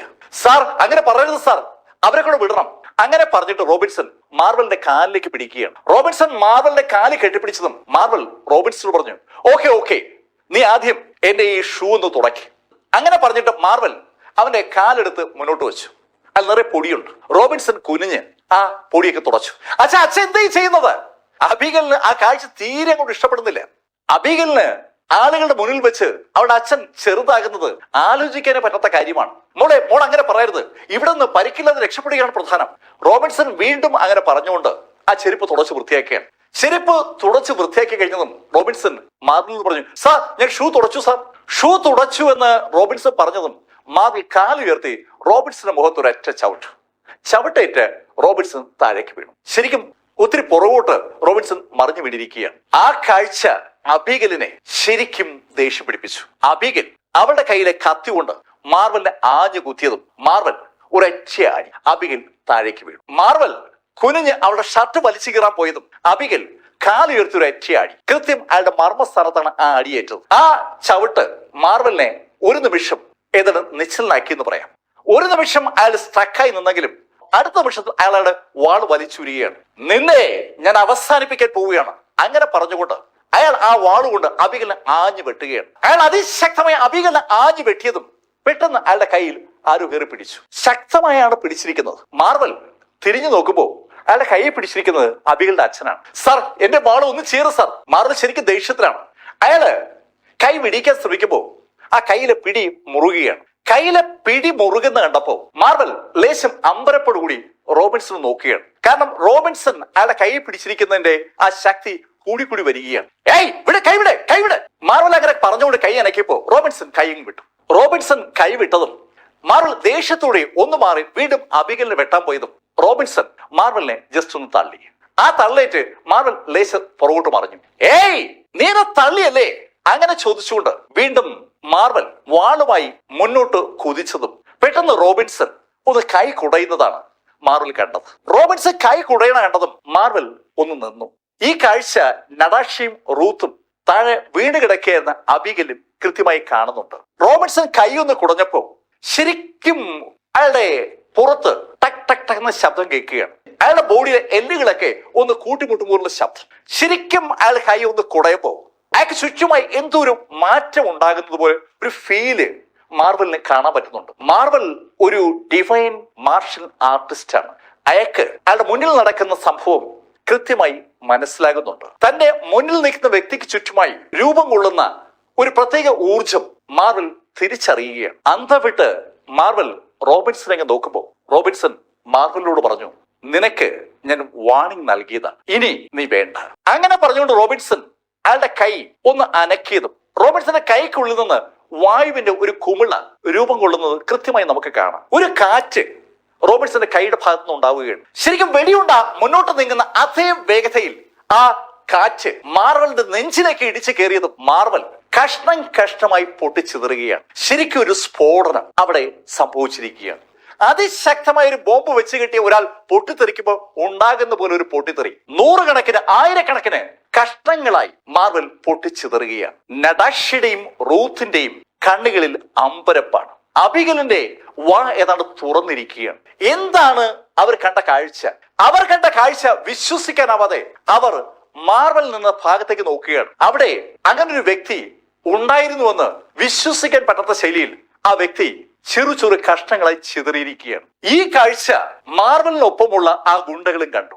ആ കാഴ്ച അവരിലുണ്ടാക്കിയ ഞെട്ടൽ അടുത്ത നിമിഷം അവർക്കൊരു ബോധം ഉണ്ടാക്കുകയാണ്. ആ ബോധം അവരുടെ മനസ്സിലേക്ക് വന്നതും അവർ ഒന്നിച്ച് തിരിഞ്ഞോടാൻ തുടങ്ങി. അവർ തിരിഞ്ഞോടാൻ തുടങ്ങിയതും എഡ്മണ്ട് വായുവിലൂടെ ഒരു വീശ്, പെട്ടെന്നൊരു കാറ്റ് അതിശക്തമായി ആ കൈയുടെ ആ ആംഗിൾ അനുസരിച്ച് ഉണ്ടാവുകയാണ്. ആ കാറ്റ് ആ ഓടിപ്പോകുന്ന ആ ഗുണ്ടകളുടെ പുറത്തേക്ക് പതിക്കുമ്പോൾ നമുക്കത് കാണാം. അവന്മാർ പൊട്ടിത്തെറിക്കുന്നത്. അൺബിലീവബിൾ പവർ ആ കാറ്റിനൊപ്പം ഉണ്ടായിരുന്നു അർത്ഥം. ശരിക്കും അതിശക്തമായ പീരങ്കി ഗുണ്ടകൾ ആളുകളുടെ പുറത്തേക്ക് തറച്ചു കയറുന്ന പോലെ ആ ഗുണ്ടകൾ ഒന്നായി പൊട്ടിത്തെറിക്കുകയാണ്. താഴത്തെ ഹാളിൽ നിന്ന് അവിടെയുള്ള മുഴുവൻ ആളുകളെ കൊന്നൊടുക്കിയതിനു ശേഷം നടാഷ്യൻ ടീമിനെ രക്ഷിക്കാനായി ഓടി വന്ന ഡസൻ ഈ കാഴ്ച കണ്ടുകൊണ്ട് നിൽക്കുകയാണ്. അബീഗലിന്റെ അച്ഛൻ എഡ്മണ്ട് റോബിൻസന്റെ അൺബിലീവബിൾ ആയിട്ടുള്ള ആ ആക്ഷൻ ഡസൻ റൈസ് കൃത്യമായി കണ്ടു. സാധാരണഗതിയിൽ ഒരുമാതിരിപ്പെട്ട ആളുകളെയൊക്കെ ഒറ്റ നോട്ടത്തിൽ തിരിച്ചറിയുന്ന വ്യക്തിയാണ് ഡസൻ റൈസ്. ഡസനുമായി ഇത്രയും ദിവസത്തെ പരിചയം എഡ്മണ്ട് റോബിൻസന് ഉണ്ട്. എന്നിട്ട് പോലും എഡ്മണ്ട് റോബിൻസന്റെ അൺബിലീവബിൾ എന്ന് വിളിക്കാൻ കഴിയുന്ന ഈ ശക്തി താൻ എന്തുകൊണ്ട് തിരിച്ചറിഞ്ഞില്ല? ആ ചോദ്യമാണ് ആ നിമിഷത്തിൽ ഡസനെ മനസ്സിലേക്ക് വരുന്നത്. ശ്വാസം നിലച്ചതുപോലെ നിൽക്കുന്ന നടാഷയും റൂത്തും അബീഗലും ഒരു നിമിഷത്തെ നിശബ്ദതയ്ക്ക് ശേഷം റോബിൻസനെ തന്നെ നോക്കുമ്പോൾ അബീഗൽ റോബിൻസൺ നോക്കി അറിയാതെ വിളിക്കുകയാണ്, അച്ഛാ.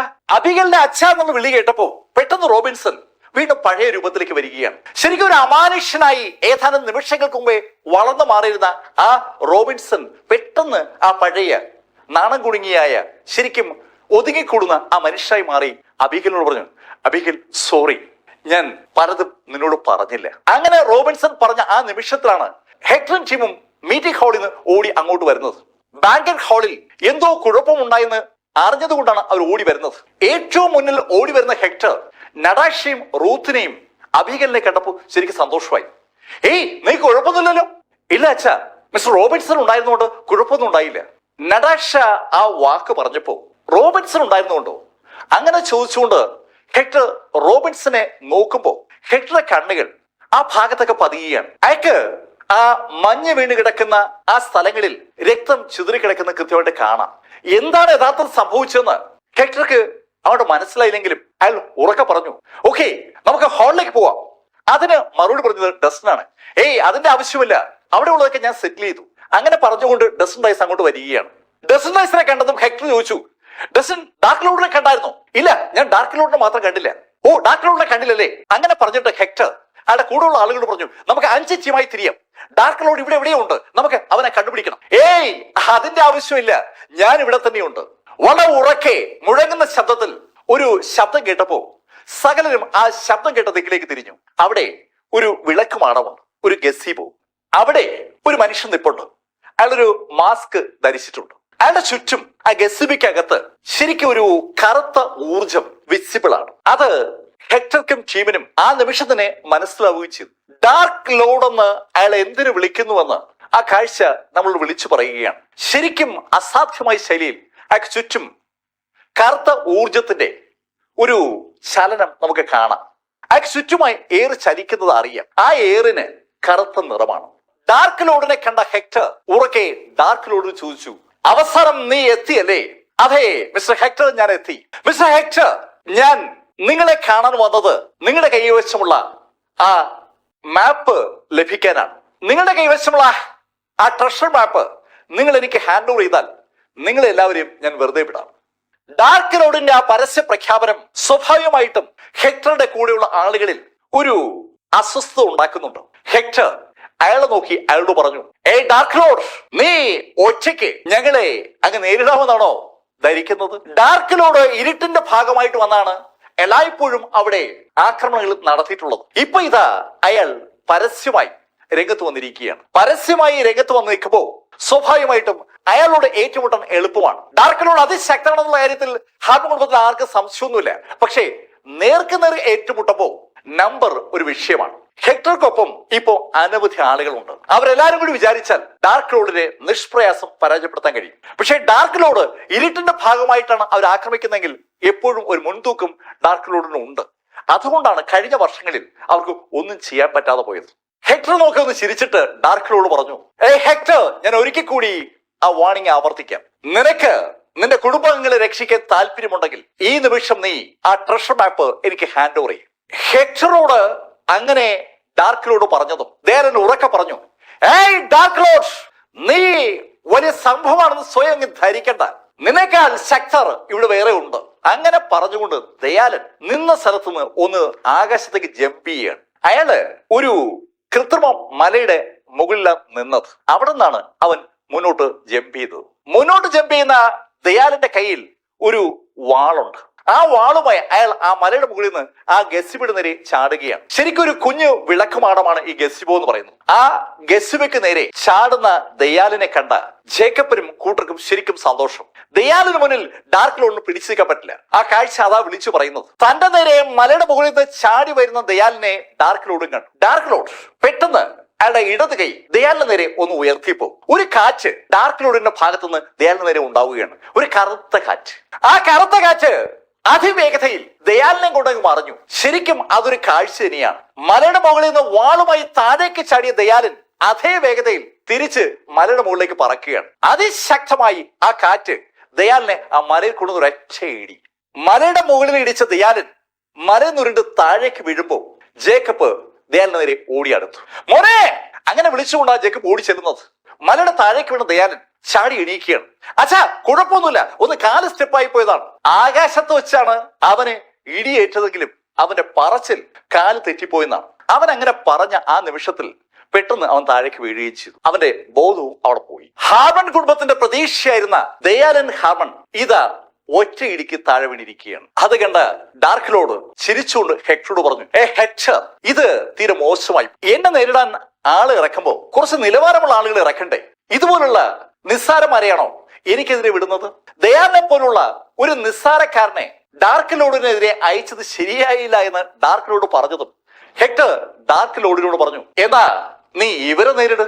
അങ്ങനെ ഹെക്ടർ പറഞ്ഞതും ഹെക്ടറുടെ പുറകിൽ നിന്ന് ഒരു 9 അംഗ ടീം മുന്നോട്ട് വന്നു. ആ ടീമിൽ പുരുഷന്മാരും സ്ത്രീകളുമുണ്ട്. 9 ഗാർഡ്സ് എന്നാണ് അവർ അറിയപ്പെടുക. 9 ഗാർഡ്സ് അങ്ങനെ നിരന്നു നിൽക്കുന്ന കണ്ടപ്പോ ഡാർക്ക് ലോഡ് അവരെ നോക്കി ഒന്ന് ചിരിച്ചു. എന്താ ഹെക്ടർ, ഇപ്രാവശ്യം നീ ശരിക്കും തയ്യാറെടുത്തിരുന്നു അല്ലേ? ഏയ് ഡാർക്ക് ലോഡ്, നീ പിന്നെ എന്നെ കുറിച്ച് എന്താ കരുതിയത്? അങ്ങനെ ഹെക്ടർ പറഞ്ഞതും ആ 9 ഗാർഡ്സിൽ സീനിയർ ആയിട്ടുള്ള ആള് മുന്നോട്ട് കുതിക്കുകയും ചെയ്തു. അയാളുടെ തൊട്ടുപുറകെ ആ 8 പേരും ഉണ്ട്. 9 പേരും കൂടി ഒന്നിച്ച് ഡാർക്ക് ലോഡിനെ നേരിടുകയാണ്. സംഭാഷണങ്ങൾക്കൊന്നും ഇവിടെ വലിയ പ്രസക്തിയൊന്നുമില്ല. ഡാർക്ക് ലോഡിന്റെ മുന്നിലേക്ക് ആ ഗസിബോയിലേക്ക് ആ 9 അംഗ ടീം ഇരച്ചെത്തുമ്പോ ആ കാഴ്ച സകലരും കണ്ടുകൊണ്ട് നിൽക്കുമ്പോ ഡാർക്ക് ലോഡ് ഏറ്റവും മുന്നിലെത്തിയ 2 പേരെ അയാൾ 2 കൈകൊണ്ട് ഇടിച്ചു കഴിഞ്ഞു. ആ ഇടി ആ 2 പേരുടെയും പുറത്ത് പതിച്ചതും ആ 2 പേരും ആ നിമിഷത്തിൽ കഷ്ണങ്ങളായി ചിതറുകയാണ്. ഇതേ നിമിഷത്തിൽ ഡാർക്ക് ലോഡ് പുറകോട്ട് തിരിഞ്ഞ് പുറകിലെത്തി 2 പേരെ ഇടിച്ചു കഴിഞ്ഞു. 4 പേര് തൽക്ഷണം കൊല്ലപ്പെട്ടു. ആ 4 പേർക്ക് പുറകെ എത്തിയ 5 പേർ ഒരു നിമിഷം ഒന്ന് സ്തംഭിച്ചു. അവർക്കൊപ്പമുള്ള 4 പേർ ആക്രമിക്കാൻ തുടങ്ങും മുമ്പ് തന്നെ കൊല്ലപ്പെട്ടിരിക്കുകയാണ്. ആ 5 പേർ മുഖത്തോട് നോക്കിയിട്ട് പെട്ടെന്ന് ഒന്നിച്ച് ഡാർക്ക് ലോർഡിനെ ആക്രമിച്ചതും ഡാർക്ക് ലോർഡ് കൈ ഒന്ന് കറക്കുകയാണ്. ആ കൈ കറക്കത്തിൽ ഡാർക്ക് ലോർഡ് ചുറ്റുമായി ഒരു ചുഴലി പോലെ കാറ്റിങ്ങനെ ഉണ്ടായി വരികയാണ്. ആ ചുഴലി ഡാർക്ക് ലോർഡ് ചുറ്റും ഇങ്ങനെ കറങ്ങി വന്ന് ആ 5 പേരെയും കൊണ്ട് പെട്ടെന്ന് ദൂരേക്ക് തെറിക്കുകയാണ്. ആ 5 പേരും നമ്മൾ നോക്കുമ്പോൾ ആ മലയിലൊക്കെ ഇടിച്ചങ്ങനെ കിടക്കുകയാണ്. അതിൽ 3 പേർക്ക് അനക്കമില്ല, 2 പേർക്ക് ഗുരുതരമായി പരിക്കേറ്റിട്ടുണ്ട്. 9 അതിശക്തരായ ഫൈറ്റേഴ്സിനെ ട്രംപ് കാർഡായിട്ടാണ് ഹെക്ടർ ഇറക്കിയിരുന്നത്. ആ 9 പേരും 1 മിനിറ്റ് കൊണ്ട് അവസാനിച്ചിരിക്കുകയാണ്. ഡാർക്ക് ലോർഡിന്റെ അതിശക്തമായ പവറാണ് അവിടെ കാണുന്നത്. ഡാർക്ക് ലോർഡ് ചിരിച്ചുകൊണ്ട് ഹെക്ടറോട് പറഞ്ഞു, ഹെക്ടർ, ഇതൊക്കെ കൊച്ചു പിള്ളേരല്ലേ, ഇവരെയാണോ എനിക്കെതിരെ ഇറക്കുന്നത്? ഹെക്ടർ, മോശമായി പോയി. എന്തായാലും ഞാൻ വീണ്ടും പറയുന്നു, നിന്റെ കൈവശമുള്ള ആ ട്രഷർ മാപ്പ് എനിക്ക് ഹാൻഡ് ഓവർ ചെയ്യും. അങ്ങനെ ഡാർക്ക് ലോർഡ് പറഞ്ഞതും പെട്ടെന്ന് ഹെക്ടർക്ക് പുറവിൽ നിന്ന് ഒരു ആരവം ഉണ്ടാവുകയാണ്. ഡാർക്ക് ലോർഡ്, നീ അത്രയ്ക്ക് അങ്ങോട്ട് കേമനാണെന്ന് ധരിക്കണ്ട. അങ്ങനെ പറഞ്ഞുകൊണ്ട് തൊട്ടു പുറകിലുള്ള ആ കൃത്രിമ മലയുടെ മുകളിൽ നിന്ന് 2 ആളുകൾ താഴേക്ക് ചാടി വരികയാണ്. അവരെ കണ്ടതും കാലിസും മായയും ദീയും ഒരുമിച്ച് വിളിക്കുകയാണ്, അവരെത്തി. ഇൻവിസിബിൾ ഗാർഡിയൻസിന്റെ തലവന്മാരായ ഹെർമനും ലിയോവുമാണ് എത്തിയിരിക്കുന്നത്. അത് കണ്ടതും ഹെക്ടറുടെ മുഖത്ത് ശരിക്കും സന്തോഷം വിരിയാണ്. നിങ്ങൾ എത്തിയല്ലേ ഹെക്ടർ, ഞങ്ങൾ താമസിച്ചു പോയില്ലല്ലോ. ഒട്ടും താമസിച്ചിട്ടില്ല. ഹെർമനെയും ലിയോയും കണ്ടപ്പോ ഡാർക്ക് ലോർഡും ഒന്ന് നിശ്ചലനായി. ഡാർക്ക് ലോർഡ് അവരെ നോക്കിയിട്ട് ഹെക്ടറോട് പറഞ്ഞു, മിസ്റ്റർ ഹെക്ടർ, അപ്പോ നിങ്ങൾ ശക്തന്മാരെയും ഇറക്കിയല്ലേ? ആ വാചകം പറഞ്ഞതിന് ശേഷം അയാൾ ഹെർമനെയും ലിയോയും നോക്കി അവരോട് പറഞ്ഞു, നിങ്ങൾ ഇൻവിസിബിൾ ഗാർഡിയൻസ് ആണ്, എനിക്ക് മനസ്സിലായി. പക്ഷെ നിങ്ങളെ ഇൻവിസിബിൾ ഗാർഡിയൻസിന് ഒരു കുഴപ്പമുണ്ട്. നിങ്ങൾക്ക് ഒരുപാട് പേര് ഒന്നിച്ചു വന്നാലേ എന്തെങ്കിലും ചെയ്യാൻ പറ്റൂ. നേർക്കുനേർ ഫൈറ്റ് ചെയ്യാൻ നിങ്ങൾ മിടുക്കരുന്നും അല്ല. അത് കേട്ടത് ലിയോ പറഞ്ഞു, നീ ആരോടാ സംസാരിക്കുന്നത്? നേർക്കുനേർ ഫൈറ്റ് ചെയ്യാൻ ഞങ്ങൾക്ക് മടിയാണെന്നോ, ഞങ്ങൾക്ക് ഭയമാണെന്നോ? നിന്നെ നേരിടാൻ എനിക്ക് ഹെർമന്റെ സഹായമൊന്നും വേണ്ട. അങ്ങനെ പറഞ്ഞുകൊണ്ട് ലിയോ മുന്നോട്ട് ചാടിയതും ഉറക്കെ ഡസ്റ്റ് വിളിച്ചു, സർ ലിയോ, താങ്കൾ അബദ്ധമാണ് കാണിക്കുന്നത്. നിങ്ങൾ ഒന്നിച്ച് നേരിടണം. ഒറ്റയ്ക്ക് ചെന്നാൽ അത് നേടാൻ പറ്റില്ല. ഇതാണ് ആവശ്യമില്ലാതെ സംസാരിക്കുന്നത്. എന്റെ ശക്തിയെ കുറിച്ച് നീയാണോ എന്നെ ബോധ്യപ്പെടുത്താൻ ശ്രമിക്കുന്നത്? അങ്ങനെ പറഞ്ഞുകൊണ്ട് ലിയോ മുന്നോട്ട് പിന്നെയും കയറിയതും ഡസ്റ്റിൻ പിന്നെയും പറയും, സർ ലിയോ, ഞാൻ പറഞ്ഞ സ്ഥിതിക്ക് അയാൾ ഒറ്റയ്ക്ക് നേടാൻ നിങ്ങൾക്ക് പറ്റത്തില്ല. എന്റെ കഴിവിനെ കുറിച്ച് എന്നോട് തർക്കിക്കുന്നു. ലിയോ അങ്ങനെ വീണ്ടും പറഞ്ഞതും കാലിസ് ഡസ്റ്റിനോട് പറഞ്ഞു, മിസ്റ്റർ ഡസ്റ്റിൻ, നിങ്ങൾക്ക് എന്റെ ഗുരുക്കന്മാരുടെ ശക്തിയെ കുറിച്ച് അറിയില്ല, അതിന്റെ പ്രശ്നമാണ്. മീന്തിയും ഡസ്റ്റിനോട് പറഞ്ഞു, ഡസ്റ്റിൻ, ആവശ്യമില്ലാത്ത കാര്യങ്ങൾ പറയാതിരിക്കുക. സ്വന്തം ശക്തിയെ കുറിച്ച് എന്റെ ഗുരുനാഥന് നന്നായിട്ട് അറിയാം. അങ്ങനെ അവർ തീർത്തു പറഞ്ഞതും ഡസ്റ്റിൻ ലിയോട് പറഞ്ഞു, ഞാൻ പറയാനുള്ളത് പറഞ്ഞു. ഡസ്റ്റിനോട് തർക്കിക്കാൻ നിൽക്കാതെ ലിയോ അയാളുടെ വാളുമായി മുന്നോട്ട് കുതിച്ചു. ശരിക്കും അമ്പരപ്പിക്കുന്ന ഒരു ഫൈറ്ററാണ് ലിയോ എന്ന് തെളിയിക്കുന്ന ശൈലിയിൽ അയാളുടെ വാളിൽ നിന്ന് ഒരു പ്രകാശം തന്നെ ഉണ്ടാവുകയാണ്. ശരിക്കും ഒരു അടിപൊളി സോൾട്ട് ഫൈറ്ററാണ് ലിയോ എന്ന് ആ കാഴ്ച നമ്മൾ വിളിച്ചു പറയുകയാണ്. ശരിക്കും അമ്പരപ്പിക്കുന്ന പ്രകാശവുമായി അയാൾ ഡാർക്ക് ലോർഡിന് നേരെ കുതിച്ചതും ഡാർക്ക് ലോർഡ് ഗസിബ് എന്ന് പുറത്തേക്ക് ചാടി. ഇതുവരെ ആ വിളക്കുമാടത്തിൽ അയാൾ നിൽക്കുകയായിരുന്നു. അയാൾ പുറത്തേക്ക് ചാടി ലിയോയുടെ നേരെ കുതിച്ചു. സകലരും ശ്വാസം അടക്കി പിടിച്ച് നിൽക്കുമ്പോൾ ലിയോയും ഡാർക്ക് ലോർഡും ഏതാണ്ട് അടുത്തടുത്ത് എത്തുകയാണ്. ഡാർക്ക് ലോർഡിന്റെ അടുത്തെത്തിയ ലിയോ അതിശക്തമായി ഡാർക്ക് ലോർഡിനെ ഒന്ന് ആഞ്ഞു വെട്ടുമ്പോൾ ഡാർക്ക് ലോർഡിന്റെ ഇടത് കൈ ലിയോയുടെ നെഞ്ചിലേക്ക് ഇടിച്ചു കയറിയിരുന്നു. ആ ഒരൊറ്റ ഇടിയിൽ ലിയോ ശരിക്കും ഒരു പീരങ്കി ഉണ്ട പോലെ പുറകോട്ട് തെറിക്കുകയാണ്. തെറിച്ചു എന്ന് മാത്രമല്ല, ആ കൃത്രിമ മലയിൽ ഇടിച്ച് താഴേക്ക് വീണു. താഴേക്ക് ലിയോ വീഴുമ്പോ ഒരു അമാനുഷികമായ നിഴൽ കൈയുടെ രൂപത്തിൽ പെട്ടെന്ന് രൂപം കൊള്ളുകയും ആ കൈ ലിയോയുടെ മേലേക്ക് താഴ്ന്നു വരികയും ചെയ്തപ്പോ ഹെർമൻ ചാടി വീണു. ഹെർമന്റെ വാളുമായി ആ കൈയെ ആക്രമിക്കുകയാണ്. ഹെർമൻ ആ കൈയെ ആക്രമിച്ചതും അതിശക്തമായ ഒരൊറ്റ ഇടി പെട്ടെന്ന് ഹെർമന്റെ പുറത്തും പതിച്ചു. ഹെർമനും ലിയോയുടെ അടുത്തായി ആ മലയിലിടിച്ച് താഴേക്ക് വീണു. 2 പേരുടെയും വായിക്കൂടി രക്തം കുടുകൂടാ ഒഴുകുകയാണ്. ശരിക്കും അവരുടെ ബോഡി നുറുങ്ങിപ്പോയിരിക്കുകയാണ്. ഹെർമനെയും ലിയോയും തറപറ്റിക്കാനായി ഡാർക്ക് ലോർഡ് 1 മിനിറ്റിൽ താഴെ സമയം മാത്രമാണ് എടുത്തത്. ശരിക്കും അമ്പരപ്പിക്കുന്ന വേഗതയിൽ ഡാർക്ക് ലോർഡ് അവർ 2 പേരെയും പരാജയപ്പെടുത്തുകയായിരുന്നു. താഴെ വീണ് കിടക്കുന്ന ആ 2 ഫൈറ്റേഴ്സിനെ നോക്കിയിട്ട് ഡാർക്ക് ലോർഡ് അവരോട് പറഞ്ഞു, നിങ്ങൾ ഒരുമിച്ച് വന്നിരുന്നുവെങ്കിൽ ചിലപ്പോ എനിക്ക് ഒരു എതിരായനെ, എന്നെ ചിലപ്പോ നിങ്ങൾക്ക് പരാജയപ്പെടുത്താനും പറ്റിയനെ. പക്ഷേ നിങ്ങളുടെ അഹങ്കാരം നിങ്ങൾക്ക് സ്വന്തം കഴിവിലുള്ള ആ വിശ്വാസം, അതാണ് അബദ്ധമായത്. ഡസൻ ഡയസ് എന്താണോ പറഞ്ഞത് അത് തന്നെ അവിടെ സംഭവിച്ചിരിക്കുകയാണ്. ഡാർക്ക് ലോർഡ് അങ്ങനെ പറഞ്ഞപ്പോ ലിയോ അയാളുടെ ചോദിച്ചു, ഏയ് നിങ്ങൾ ഒരു ഡിവൈൻ ലെവൽ ആർട്ടിസ്റ്റ് അല്ലേ, പിന്നെ എങ്ങനെ ഇത്ര ശക്തനായത്? ഡിവൈൻ ലെവൽ മാർഷൽ ആർട്ടിസ്റ്റ് ആയ ഡാർക്ക് ലോർഡിനെ അവർക്ക് പരാജയപ്പെടുത്താൻ കഴിയുമെന്ന് ഉറച്ച വിശ്വാസമുള്ളത് കൊണ്ടാണ് അവർ രണ്ടുപേരും ഒറ്റയ്ക്കൊറ്റയ്ക്ക് ഡാർക്ക് ലോർഡിനെ ആക്രമിക്കാൻ ശ്രമിച്ചത്. അവരുടെ ചോദ്യം കേട്ടപ്പോൾ ഡാർക്ക് ലോർഡ് ഒന്ന് ചിരിച്ചു. ഡിവൈൻ ലെവൽ മാർഷൽ ആർട്ടിസ്റ്റോ? അങ്ങനെ പറഞ്ഞിട്ട് ചിരിച്ചുകൊണ്ട് അയാൾ ഹെക്ടർ നേരെ നോക്കി. മിസ്റ്റർ ഹെക്ടർ, നിങ്ങൾ ഞാൻ എന്തുകൊണ്ട് ഈ പ്രാവശ്യം നേരിട്ട് വന്നു എന്ന് ആലോചിച്ചു. ഡാർക്ക് ലോർഡ് ചോദിച്ച ചോദ്യം ഹാർമൺ കുടുംബത്തിലെ എല്ലാവരുടെയും മനസ്സിലുണ്ട്. കഴിഞ്ഞ വർഷങ്ങളിലൊക്കെ അയാൾ രഹസ്യമായിട്ടാണ് ഹാർമൺ കുടുംബത്തിൽ വരുന്നതും ആക്രമണം നടത്തുന്നത്. ആരും അയാളെ കണ്ടിട്ടില്ല. ഇപ്പൊ ഇത് ആദ്യമായിട്ട് അയാൾ പരസ്യമായി ഹാർമൺ കുടുംബത്തിന്റെ ആ കോമ്പൗണ്ടിനകത്തേക്ക് വന്നിരിക്കുകയാണ്. അതിന്റെ കാരണത്തെക്കുറിച്ച് അവർക്കൊക്കെ അറിയാൻ താല്പര്യമുണ്ട്. ചിരിച്ചുകൊണ്ട് ഡാർക്ക് ലോർഡ് പറഞ്ഞു, ഞാനേ കഴിഞ്ഞ വർഷങ്ങളിൽ കഠിനമായി അധ്വാനിക്കുകയായിരുന്നു. ഞാനിപ്പോ യഥാർത്ഥത്തിൽ ഒരു ഗ്രാൻഡ് മാസ്റ്ററാണ്. ഗ്രാൻഡ് മാസ്റ്റർ എന്ന് പറയുമ്പോ മനുഷ്യരൂപത്തിലുള്ള ഒരു ന്യൂക്ലിയർ ബോംബാണെന്നാണ് പൊതുവെ പറയുക. ആയിരക്കണക്കിന് ആളുകളെ നിഷ്പ്രയാസം ഇല്ലാതാക്കാൻ ഒരു ഗ്രാൻഡ് മാസ്റ്റർക്ക് പറ്റും. തോക്കോ പീരങ്കികളോ ആധുനിക ആയുധങ്ങളോ ഒന്നും തന്നെ ഗ്രാൻഡ് മാസ്റ്റർ ബോഡിയെ ഭേദിക്കാൻ കപ്പാസിറ്റി ഉള്ളതല്ല. ആ കാര്യം ഹാർമൺ കുടുംബത്തെ എല്ലാവർക്കും അറിയാം. ഡാർക്ക് ലോർഡ് ഗ്രാൻഡ് മാസ്റ്റർ എന്ന് കേട്ടപ്പോ അതുകൊണ്ട് തന്നെ ഒരു വിറയിൽ അവർക്ക് എല്ലാവർക്കും ഉണ്ടായി. ഡാർക്ക് ലോർഡിന്റെ പുറത്ത് ആയുധങ്ങൾ കൊണ്ട് പരിക്കേൽപ്പിക്കാൻ കഴിയില്ല. തോക്കോ കത്തിയോ ഒന്നും ഉപയോഗിച്ച് ഡാർക്ക് ലോർഡിനെ ഒന്നും ചെയ്യാൻ പറ്റില്ല. അതൊരു പച്ചയായ പരമാർത്ഥമാണ്. ശരിക്കും അമ്പരന്ന് പോയ ഹെക്ടറും ടീമും നിശ്ചലരായി നിശബ്ദരായി നിൽക്കുമ്പോൾ ഡാർക്ക് ലോർഡ് ഹെക്ടറോട് പറഞ്ഞു, മിസ്റ്റർ ഹെക്ടർ, ഇപ്പോഴും ഞാൻ ഓഫർ മുന്നോട്ട് വയ്ക്കുകയാണ്. നിങ്ങൾക്ക് നിങ്ങളുടെ കുടുംബത്തെ രക്ഷിക്കാം. നിങ്ങൾ ഒരു കാര്യം ചെയ്താൽ മതി. നിങ്ങളുടെ കൈവശമുള്ള ആ ട്രഷർ മാപ്പ് എനിക്ക് ഹാൻഡ് ഓവർ ചെയ്യുക. ഏയ് ഡാർക്ക് ലോർഡ്, ഞാൻ നിനക്ക് ട്രഷർ മാപ്പ് നൽകിയാലും നീ ഞങ്ങളെ വെറുതെ വിടില്ലെന്ന് ഞങ്ങൾക്ക് നന്നായിട്ട് അറിയാം. അതുകൊണ്ട് ആ കളി വേണ്ട. ഏയ് ഹാർമൺസ്! ഹെക്ടർ അയാളുടെ കുടുംബാംഗങ്ങളെ നോക്കി ഉറക്കെ വിളിക്കുകയാണ്. ഹാർമൺസ് എന്ന് വിളി കേട്ടതും സകലം ഹെക്ടർക്ക് നേരെ തിരിഞ്ഞതും ഹെക്ടർ അവരോട് പറഞ്ഞു, നമ്മൾ എന്തായാലും മരിക്കും, പക്ഷേ ആത്മാഭിമാനത്തോടെ മരണത്തെ പുൽകാൻ നമ്മൾ റെഡിയാകണം. എടുക്ക ആയുധം! ഹെക്ടർ അങ്ങനെ പറഞ്ഞതും സകല ആളുകളും ആയുധം വലിച്ചൂരുകയാണ്. ഇനി ജീവൻ മരണ പോരാട്ടമാണ്. ഡാർക്ക് ലോർഡ് അവരെ മുഴുവൻ കൊന്നെടുക്കുന്നതായിട്ട് ഒരു സംശയമില്ല. ഡാർക്ക് ലോർഡ് ഇങ്ങോട്ട് ആക്രമിച്ച് കൊല്ലുന്നതിന് പകരം തിരിച്ച് ഡാർക്ക് ലോർഡിനെ ആക്രമിക്കാം. ആ തീരുമാനമാണ് ഹെക്ടർ പ്രഖ്യാപിച്ചത്. അങ്ങനെ ഹെക്ടർ പറഞ്ഞതും ഡാർക്ക് ലോർഡ് ഒന്ന് ചിരിച്ചു. ഹെക്ടർ, നിങ്ങൾക്ക് ഇനിയും കാര്യം മനസ്സിലായില്ലല്ലേ? അങ്ങനെ പറഞ്ഞുകൊണ്ട് അയാൾ പെട്ടെന്ന് ആകാശത്തേക്ക് ഒന്ന് കൈ ഉയർത്തി. ആകാശത്തെ കൈപ്പത്തി രൂപം കൊണ്ടതും ഒരു വലിയ നിഴൽ ആ ഭാഗത്തുണ്ടായി. ആ നിഴൽ കൈപ്പത്തി രൂപത്തിൽ താഴേക്ക് ഇങ്ങനെ താഴ്ന്നു തുടങ്ങി. ആ കൈപ്പത്തി താഴെ നിൽക്കുന്ന ആളുകളുടെ പുറത്തേക്ക് പതിക്കുമ്പോൾ മുഴുവൻ ആളുകളും കൊല്ലപ്പെടും.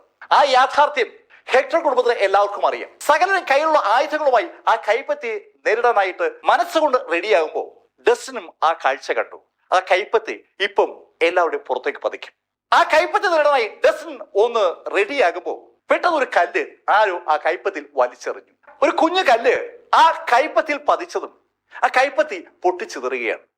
ഒരു കുഞ്ഞ് ഉരുളൻ കല്ല് ആ കൈപ്പത്തിക്ക് നേരെ പാഞ്ഞു പോകുന്നത് പലരും കണ്ടിരുന്നു. ആ കുഞ്ഞ് ഉരുളൻ കല്ല് കൈപ്പത്തി കൊണ്ട നിമിഷത്തിൽ ആ കൈപ്പത്തി പെട്ടെന്ന് അപ്രത്യക്ഷമായി. ഡാർക്ക് ലോർഡ് ശരിക്കും ഞെട്ടിപ്പോയി. അയാളുടെ കഴിവിന്റെ 30% ഉപയോഗിച്ചുകൊണ്ടാണ് അയാൾ ആ കൈപ്പത്തി അവിടെ ഉണ്ടാക്കിയെടുത്തത്. അത്രയും ശക്തമായ കൈപ്പത്തിയെ ഒരു കുഞ്ഞു കല്ലുകൊണ്ട് ആരാ തകർത്തത്? ഏയ് ഹെക്ടർ, നിന്റെ കുടുംബത്തിൽ ഇനിയും ശക്തരുണ്ടോ? അങ്ങനെ ഹെക്ടറോട് ഡാർക്കിനോട് ചോദിക്കുമ്പോ ആ കുടുംബത്തിലെ പലരും അങ്ങോട്ടും ഇങ്ങോട്ടും നോക്കുകയാണ്. ആ നിമിഷത്തിലാണ് ആ ശബ്ദം എല്ലാവരും കേട്ടത്. ഏയ് മിസ്റ്റർ ഡാർക്ക് ലോർഡ്, നിങ്ങള് മതിയാക്ക്. ഡാർക്ക് ലോർഡിന് മതിയാക്കെന്ന് ഒരാൾ പറയുന്ന ശബ്ദം കേട്ട് ഹാർമൺ കുടുംബത്തിലെ ആളുകളൊക്കെ ആ ശബ്ദത്തിന്റെ സോഴ്സിലേക്ക് നോക്കുമ്പോൾ അവർ കാണുന്നത് എഡ്മണ്ട് റോബിൻസൺ, ആ ജോലിക്കാരൻ, അവർക്കിടയിലൂടെ നടന്ന് ഡാർക്ക് ലോർഡിന് നേരെ വരുന്നതാണ്. ഡാർക്ക് ലോർഡും അമ്പരപ്പോടുകൂടി എഡ്മണ്ട് റോബിൻസൺ തന്നെ നോക്കുകയാണ്. എഡ്മണ്ട് ഡാർക്ക് ലോർഡിനോടായി പറഞ്ഞു, ഏയ് നീ ഹാർമൺ കുടുംബാംഗമല്ലേ? നീ എന്തിനാ ഈ കുടുംബാംഗങ്ങളെ കൊല്ലുന്നത്? മതിയാക്ക്. ഏയ് നീ എനിക്കെതിരെ സംസാരിക്കുന്നു. അങ്ങനെ പറഞ്ഞുകൊണ്ട് ഡാർക്ക് ലോർഡ് മുന്നോട്ട് കുതിക്കുകയാണ് എഡ്മണ്ടിന്റെ നേരെ. എഡ്മണ്ടിന്റെ നേരെ കുതിച്ചു വന്ന ഡാർക്ക് ലോർഡ് അതിശക്തമായി ഒരൊറ്റ ഇടി എഡ്മണ്ടിന്റെ നെഞ്ച് നോക്കിയാണ് ഇടിക്കുന്നത്. ശരിക്കും പവർഫുൾ ആയ ഒരു ഇടി. ഇടിക്കുന്നത് ഒരു ഗ്രാൻഡ് മാസ്റ്ററാണ്. ഒരു ഗ്രാൻഡ് മാസ്റ്റർ ഒരു മലയിലെ ഇടിച്ചാൽ ആ മല പൊടിഞ്ഞു പോകുമെന്നുള്ളതാണ് സത്യം. അത്ര പവറാണ് അവർക്ക്. ആ പവർഫുൾ ആയിട്ടുള്ള ഇടി എഡ്മണ്ടിന് നേരെ വരുന്നത് കണ്ടതും അബിഗൽ ഉറക്കെ വിളിച്ചു, അച്ഛാ കുനിയേ, എഡ്മണ്ട് ശ്രദ്ധിക്ക്, റോബിൻസൺ ശ്രദ്ധിക്ക്. പല ഭാഗത്തും പല ശെല്ല വിളി വരുമ്പോ ആ ഇടി എഡ്മണ്ട് നെഞ്ചിൽ തന്നെ പതിച്ചു. അതിശക്തമായിട്ടാണ് ഡാർക്ക് ലോർഡ് എഡ്മണ്ട് ഇടിച്ചത്. അയാളുടെ കഴിവിന്റെ 80% ഊർജ്ജം ഉപയോഗിച്ചാണ് അയാൾ എഡ്മണ്ട് റോബിൻസന്റെ നെഞ്ചിലേക്ക് ആഞ്ഞിടിച്ചത്. എഡ്മണ്ട് റോബിൻസനെ പോലെ ഒരാൾ ആ നിമിഷത്തിൽ 10,000 ചെറിയ കഷ്ണങ്ങളായി ചിതറേണ്ടതാണ് ആ ഇടി ഏൽക്കുമ്പോൾ. പക്ഷേ ആ ഇടി കഴിഞ്ഞപ്പോ ഡാർക്ക് ലോർഡും ഹാർമൺ കുടുംബത്തിലെ മുഴുവൻ ആളുകളും ശരിക്കും നിശ്ചലരായി നിന്നു പോവുകയാണ്. എഡ്മണ്ട് റോബിൻസൺ കൂളായി അവിടെ നിൽപ്പുണ്ട്. എഡ്മണ്ട് റോബിൻസൺ അയാളുടെ നെഞ്ചിലെ പൊടി ഇങ്ങനെ തട്ടിക്കളയുകയാണ്. ഏയ് ഡാർക്ക് ലോർഡ്, ഞാൻ പറഞ്ഞു അവസാനിപ്പിക്കാൻ. എഡ്മണ്ട് റോബിൻസൺ അങ്ങനെ പറയുകൂടെ ചെയ്തപ്പോ ഹാർമൺ കുടുംബക്കാർ ആകെ ഞെട്ടിത്തരിച്ച് നിൽക്കുകയാണെങ്കിലും ഡാർക്ക് ലോർഡിന്റെ ദേഷ്യം ഇങ്ങനെ ഇരച്ചു കയറുകയാണ്. അയാൾക്ക് അങ്ങോട്ട് വിശ്വസിക്കാൻ പറ്റുന്നില്ല. അതിശക്തനാണ് ഡാർക്ക് ലോർഡ് എന്നുള്ള കാര്യം അയാൾക്ക് സ്വയം അറിയാം. അയാളുടെ 80% ഊർജ്ജവും അയാൾ ഉപയോഗിച്ചുകൊണ്ട് അയാൾ തൊടുത്ത ആ ഇടി ദുഷ്പ്രയാസം ആ മനുഷ്യൻ തടുത്തിരിക്കുകയാണ്. ദേഷ്യം വന്ന ഡാർക്ക് ലോർഡ് പെട്ടെന്നാണ് അയാളുടെ കൈ രണ്ടും കൂടെ കൂട്ടിച്ചേർക്കുന്നത്. രണ്ട് കൈ കൂടെ കൂട്ടിച്ചേർത്തപ്പോ ആ കൈക്കകത്ത് ഒരു ചുവന്ന തീഗോളം രൂപപ്പെട്ടിരിക്കുകയാണ്. ശരിക്കും വായുവിൽ നിന്ന് അയാൾക്ക് തീഗോളം ഉണ്ടാക്കിയായിരുന്നു. ആ തീഗോളം അയാളുടെ കൈക്കുള്ളിലേക്ക് വന്നപ്പോ ഹെക്ടർ ഒന്ന് ഞെട്ടി. ആ തീഗോളം അതിശക്തമായി അയാൾ എഡ്മണ്ട് നേരെ എറിയുമ്പോൾ ഹെക്ടർ ഉറക്കെ വിളിച്ചു, എഡ്മണ്ട് ശ്രദ്ധിക്കേ. ആ തീഗോളം എഡ്മണ്ട് നേരെ പാഞ്ഞു വരുമ്പോ അത് ഡയമണ്ട് ഫയർ ആണ്. ആ തീഗോളത്തെ തടുക്കാൻ ഗ്രാൻഡ് മാസ്റ്റേഴ്സിന് പോലും ബുദ്ധിമുട്ടാണ്. ആ തീഗോളമാണ് ഇപ്പൊ ഇതാ എഡ്മണ്ട് റോബിൻസ് നേരെ പാഞ്ഞു വരുന്നത്. ശരിക്കും ഒരു തീഗോളമാണ് ഡാർക്ക് ലോർഡ് എഡ്മണ്ട് റോബിൻസിനെതിരെ പായിച്ചത്. ആ തീഗോളം റോബിൻസ് നേരെ പാഞ്ഞു വരുന്നത് കാണുമ്പോൾ സ്വാഭാവികമായിട്ട് പല ഭാഗത്തുനിന്നും പലതരത്തിലുള്ള വിളികൾ വരികയാണ്. അച്ഛാ എന്ന് അബിഗൽ വിളിക്കുമ്പോൾ എഡ്മണ്ട് സൂക്ഷിക്കണേ എന്ന് വിളിച്ചു പറയുന്ന ഹെക്ടറും കൂടെയുള്ള ആളുകളും ഒക്കെ ശരിക്കും അമ്പരപ്പിക്കുന്ന കാഴ്ച ആ നിമിഷം കണ്ടു. ആ തീഗോളം എഡ്മണ്ട് നേരെ വന്നതും എഡ്മണ്ട് വെറുതെ ഒന്ന് ഊതുകയാണ്. ശരിക്കും രസകരമായ ഒരു രംഗമാണ് തുടർന്നുണ്ടായത്. എഡ്മണ്ട് ചെറുതായിട്ടൊന്ന് ഊതിയപ്പോ ഒരു ചെറിയ കാറ്റ്, ആ കാറ്റ് ആ തീഗോളത്തെ പെട്ടെന്ന് അണച്ചു. തന്റെ അമാനുഷികമായ ശേഷി ഉപയോഗിച്ചുകൊണ്ട് ഡാർക്ക് ലോർഡ് സൃഷ്ടിച്ച ആ തീഗോളം എഡ്മണ്ട് വെറുതെ ഊതി അണച്ച കണ്ടപ്പോ വിശ്വസിക്കാനാവാതെ ഡാർക്ക് ലോർഡ് അമ്പരപ്പോടെ എഡ്മണ്ട് ചോദിച്ചു, നിങ്ങളുടെ ആരാ? ഞാൻ മിഖായിൽ റോബിൻസൺ. മിഖായിൽ റോബിൻസൺ എന്ന വാക്ക് എഡ്മണ്ട് റോബിൻസൺ പറഞ്ഞ ആ നിമിഷത്തിൽ ശരിക്കും ഒരു വിറയൽ ആ എൻറ്റയർ ടീമിന് ഉണ്ടാവുകയാണ്. ഹാർമൺ കുടുംബത്തിലെ ഹെക്ടർക്ക് മാത്രം അറിയാവുന്ന ഒരു രഹസ്യമുണ്ട്. അയാളുടെ പിതാവ് ആൻഡ്രൂ ഹാർമൺ ഹാർമൺ കുടുംബത്തിലെ ഏറ്റവും അവശ്യ സന്ദർഭത്തിൽ മാത്രം ഉപയോഗിക്കാൻ കഴിയുന്ന ഒരു ട്രംപ് കാർഡിനെ കുറിച്ച് മകൻ ഹെക്ടറോട് പറഞ്ഞിട്ടുണ്ടായിരുന്നു. ആ ട്രംപ് കാർഡ് മിഖായിൽ റോബിൻസൺ ആയിരുന്നു. ആ മിഖായിൽ റോബിൻസനെ ആൻഡ്രൂ ഹെക്ടർക്ക് പരിചയപ്പെടുത്തി കൊടുത്തിരുന്നില്ലെങ്കിലും ഇപ്പോ അത് ആരാണെന്ന് ഹെക്ടർ തിരിച്ചറിയുകയാണ്.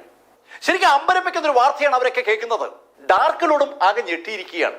ബലാർമ മേഖലയിലെ 5 അൾട്ടിമേറ്റ് ഗ്രാൻഡ് മാസ്റ്റേഴ്സിൽ ഒരാൾ മിഖായിൽ റോബിൻസൺ ആണ്. മിഖായിൽ റോബിൻസൺ നേരത്തെ ഒരു യുദ്ധത്തിൽ ഒരു ഫോർട്ട് ഒറ്റയ്ക്ക് സംരക്ഷിച്ചിരുന്നു. ആ കോട്ടയെ ആക്രമിച്ചെത്തിയ 3 അൾട്ടിമേറ്റ് ഗ്രാൻഡ് മാസ്റ്റേഴ്സിനെയും 10,000-ഓളം സൈന്യത്തെയും ഒറ്റയ്ക്ക് തടഞ്ഞു നിർത്തിയത് മിഖായിൽ റോബിൻസൺ ആണ്. അന്ന് ഡ്രാഗൺ മാർഷൽ മിഖായിൽ റോബിൻസനെ കുറിച്ച് പറയാത്ത ആളുകളില്ല. ശരിക്കും വീര ഇതിഹാസങ്ങളിൽ ഒന്നായി മാറിയ ആ കഥ ഡാർക്ക് ലോർഡിന് ഇപ്പോഴും ഓർമ്മയുണ്ട്. ഹെക്ടർക്കും ട്രെന്റിനും എന്ന് വേണ്ട അവിടെ ഇരിക്കുന്ന പ്രമുഖരായ സീനിയേഴ്സിനൊക്കെ ആ കഥ നന്നായിട്ട് അറിയാം. ആ മിഖായിൽ റോബിൻസൺ ആണ് ഇതാ അവരുടെ മുന്നിൽ നിൽക്കുന്നത്. മിഖായിൽ റോബിൻസൺ എന്ന് എഡ്മണ്ട് അയാളെ കുറിച്ച് പറഞ്ഞപ്പോ അബിഗൽ ഒന്നും മിണ്ടാനാകാതെ അവളുടെ അച്ഛനെ തന്നെ നോക്കി നിൽക്കുകയാണ്. കാണുന്നതും കേൾക്കുന്നതും അവളുടെ ചിന്തയ്ക്ക് അപ്പുറത്തായ കാര്യങ്ങളാണ്. അതേ സമയത്ത് ആ ഹാർമൺ ഗ്രൂപ്പിലെ പലരും വല്ലാത്തൊരു ആഹ്ലാദത്തിലാണ്. അവർക്ക് ചായ കൊണ്ട് കൊടുത്തിരുന്ന വ്യക്തി ഒരു അൾട്ടിമേറ്റ് ഗ്രാൻഡ് മാസ്റ്റർ ആയിരുന്നു. ഒരു അൾട്ടിമേറ്റ് ഗ്രാൻഡ് മാസ്റ്റർ കയ്യിൽ നിന്ന് ചായ വാങ്ങിച്ചു കുടിക്കാനുള്ള ഭാഗ്യം അവർക്ക് പലർക്കും ഉണ്ടായിട്ടുണ്ട്. അവരെ പലരെയും പല ശൈലിയിലും സൽക്കരിച്ച വ്യക്തി ഒരു അൾട്ടിമേറ്റ് ഗ്രാൻഡ് മാസ്റ്റർ ആയിരുന്നു എന്ന് അറിയുമ്പോൾ അവർക്ക് ആ ചിന്ത പോലും വല്ലാത്ത ഊർജ്ജം ഉണ്ടാക്കുകയാണ്. ഇനി സദസ്സുകളിൽ സുഹൃത്തുക്കളോട് അവർക്ക് പറയാം, എന്റെ വീട്ടിൽ ചായ നൽകാനായി ഞങ്ങൾ നിർത്തിയിരുന്നത് ഒരു അൾട്ടിമേറ്റ് ഗ്രാൻഡ് മാസ്റ്ററെ ആണെന്ന്. ഹെക്ടറും ട്രെന്റും അതുപോലെ ജേക്കബും ഒക്കെ ശരിക്കും അമ്പരപ്പോടു കൂടിയാണ് എഡ്മണ്ടിനെ നോക്കുന്നത്. മിഖായിൽ റോബിൻസൺ അവരുടെ മുന്നിൽ വെറും ഒരു ജോലിക്കാരനായിട്ടാണ് അഭിനയിച്ചത്. ഒരിക്കൽ പോലും ഒരു സൂചനയും മിഖായിൽ നൽകിയിട്ടില്ലല്ലോ എന്നൊരു ചിന്തയാണ് നടാഷ്യയുടെയും റൂത്തിന്റെയും മനസ്സിലേക്ക് വരുന്നത്. റൂത്തും നടാഷ്യയും പലതവണ മിഖായിൽ റോബിൻസന്റെ വീട്ടിൽ പോയിട്ടുമുണ്ട്. ഒരിക്കൽ പോലും മിഖായിൽ റോബിൻസൺ അയാൾ ഇത്രയും ശക്തനാണെന്നുള്ള ഒരു യാഥാർത്ഥ്യം അവർക്ക് മുന്നിൽ വെളിവാക്കിയിട്ടുണ്ടായിരുന്നില്ല. താൻ ആരാണെന്നുള്ള സത്യം ഡാർക്ക് ലോർഡ് മനസ്സിലാക്കിയ ആ നിമിഷത്തിൽ മിഖായിൽ റോബിൻസൺ ഡാർക്ക് ലോർഡിനോട് പറഞ്ഞു, ഏയ് മതിയാക്ക്, നീ കാര്യങ്ങൾ അവസാനിപ്പിക്കാനുള്ള സമയമായി. അത് കേട്ടപ്പോൾ ഡാർക്ക് ലോർഡ് ഉറക്കെ ചിരിക്കുകയാണ്. മിസ്റ്റർ മിഖായിൽ റോബിൻസൺ, നിങ്ങൾ ഒരു ഗ്രാൻഡ് മാസ്റ്റർ ആണ്, ഞാനും ഗ്രാൻഡ് മാസ്റ്റർ ആണ്, എനിക്ക് നിങ്ങളോട് പിടിച്ചു നിൽക്കാൻ പറ്റും. അങ്ങനെ ഡാർക്ക് ലോർഡ് പറഞ്ഞതും, ഓഹോ അങ്ങനെയാണോ, എന്നാൽ ഇതൊന്ന് പിടിച്ചേ.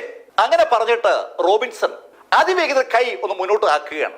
കൈയുടെ ആ ആക്ഷൻ സംഭവിച്ച ആ നിമിഷത്തിൽ റോബിൻസന്റെ ചുറ്റും നിന്ന് കാറ്റ് വലിച്ചെടുക്കപ്പെടുകയും ആ കാറ്റ് അതിശക്തമായി ഒരു കുഴല് പോലെ മുന്നോട്ട് നീങ്ങിയതും ആ കാറ്റിന്റെ വഴിയിലുണ്ടായിരുന്ന സകലതും പൊട്ടിത്തെറിക്കുകയാണ്.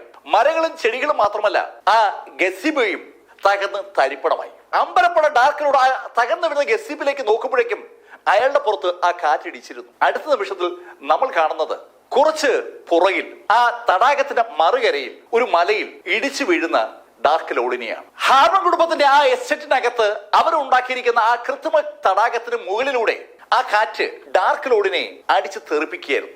മലയിലിടിച്ച് ഡാർക്ക് ലോർഡ് താഴേക്ക് വീഴുമ്പോൾ അതൊരു കാഴ്ച തന്നെയാണ്. ഇത്രയും നേരം സർവശക്തനായി നിന്ന ഡാർക്ക് ലോർഡ് ഇതാ വായിലൂടെയും മൂക്കിലൂടെ ഒക്കെ രക്തം ഒലിപ്പിച്ച് മലയിൽ നിന്ന് ഉരുണ്ട് താഴേക്ക് വീഴുന്നു. താഴേക്ക് വീണെങ്കിലും അയാൾ എണീക്കുകയാണ്. അയാൾ എണീറ്റ് നിന്നതും മിഖായിൽ റോബിൻസൺ ഡാർക്ക് ലോർഡിനോട് പറഞ്ഞു, നിന്നെ ഞാൻ കൊല്ലാതെ വിടുകയാണ്. ഒരു ഗ്രാൻഡ് മാസ്റ്ററായി മാറാനായി നീ ശരിക്കും അധ്വാനിച്ചിട്ടുണ്ടെന്ന് എനിക്കറിയാം. ആ അധ്വാനം പാഴായി പോകേണ്ടത് കരുതിയിട്ടാണ് നിന്നെ ഞാൻ കൊല്ലാത്തത്. നീ ഇനിയെങ്കിലും സ്വയം നന്നാകുക. അങ്ങനെ പറഞ്ഞിട്ട് മിഖായിൽ അയാളോട് പറഞ്ഞു, നീ ഇപ്പോ ഹാർമൺ കുടുംബത്തിന് മുന്നിൽ കീഴടങ്ങിയാൽ നിനക്ക് ജീവിച്ചിരിക്കാം.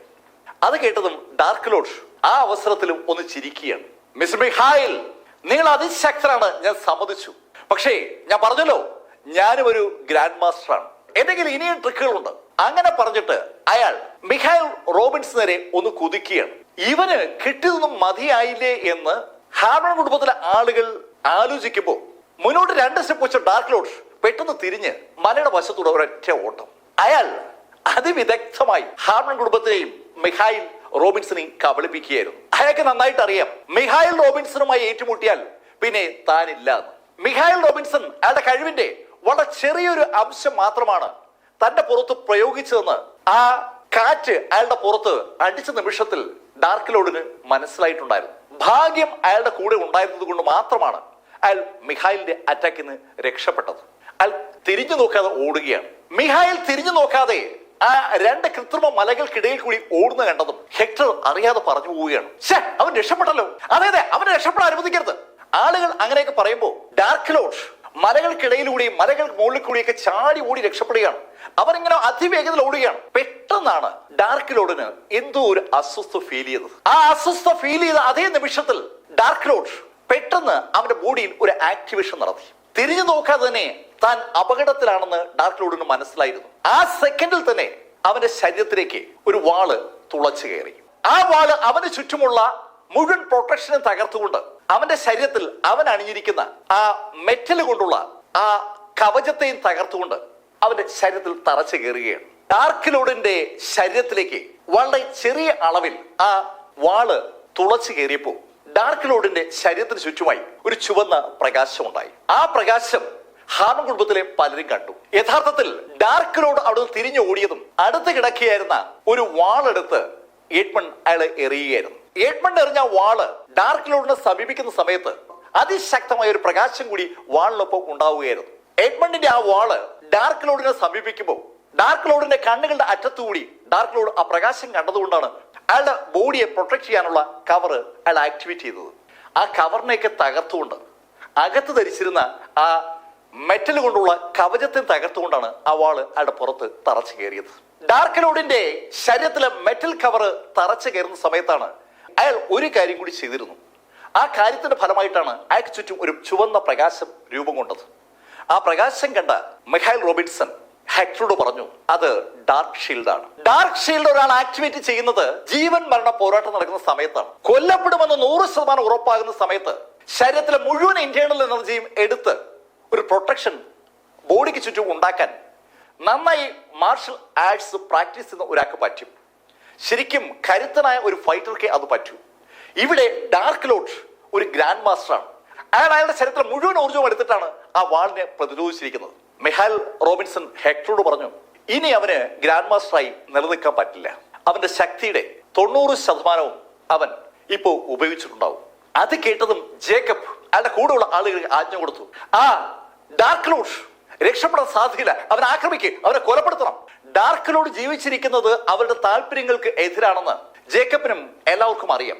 ജേക്കബിന്റെ ആജ്ഞ കിട്ടിയതും ഹാർമൺ കുടുംബത്തിലെ ആ ഗാർഡുകൾ അതിവേഗം തടാകത്തിലൂടെ മറുകരയ്ക്ക് നീങ്ങുകയാണ്. ഈ സമയത്ത് ശരത്ത് തുറച്ചു കയറിയ ആ വാള് വലിച്ചൂരിയ ഡാർക്ക് ലോർഡ് ആ മലയുടെ വശത്തേക്ക് നീങ്ങി അവിടെ നിന്ന് അതിവേഗം ഓടുകയാണ്. ഓടുന്നത് അയാളുടെ ശരീരത്തിലെ അവസാനത്തെ തുള്ളി ഊർജവും ഉപയോഗിച്ചാണ്. ഏകദേശം ഒരു 20 മിനിറ്റ് ഓടിക്കഴിഞ്ഞപ്പോൾ അയാൾ സുരക്ഷിതമായ ഒരു സ്ഥലത്തെത്തി. ആ സുരക്ഷിത സ്ഥലത്തെത്തിയ ഡാർക്ക് ലോർഡ് തിരിഞ്ഞു നോക്കുമ്പോൾ ആ ഭാഗത്തൊന്നും തന്നെ അയാളെ തിരക്കിയിറങ്ങിയ ആരെയും കാണാനില്ല.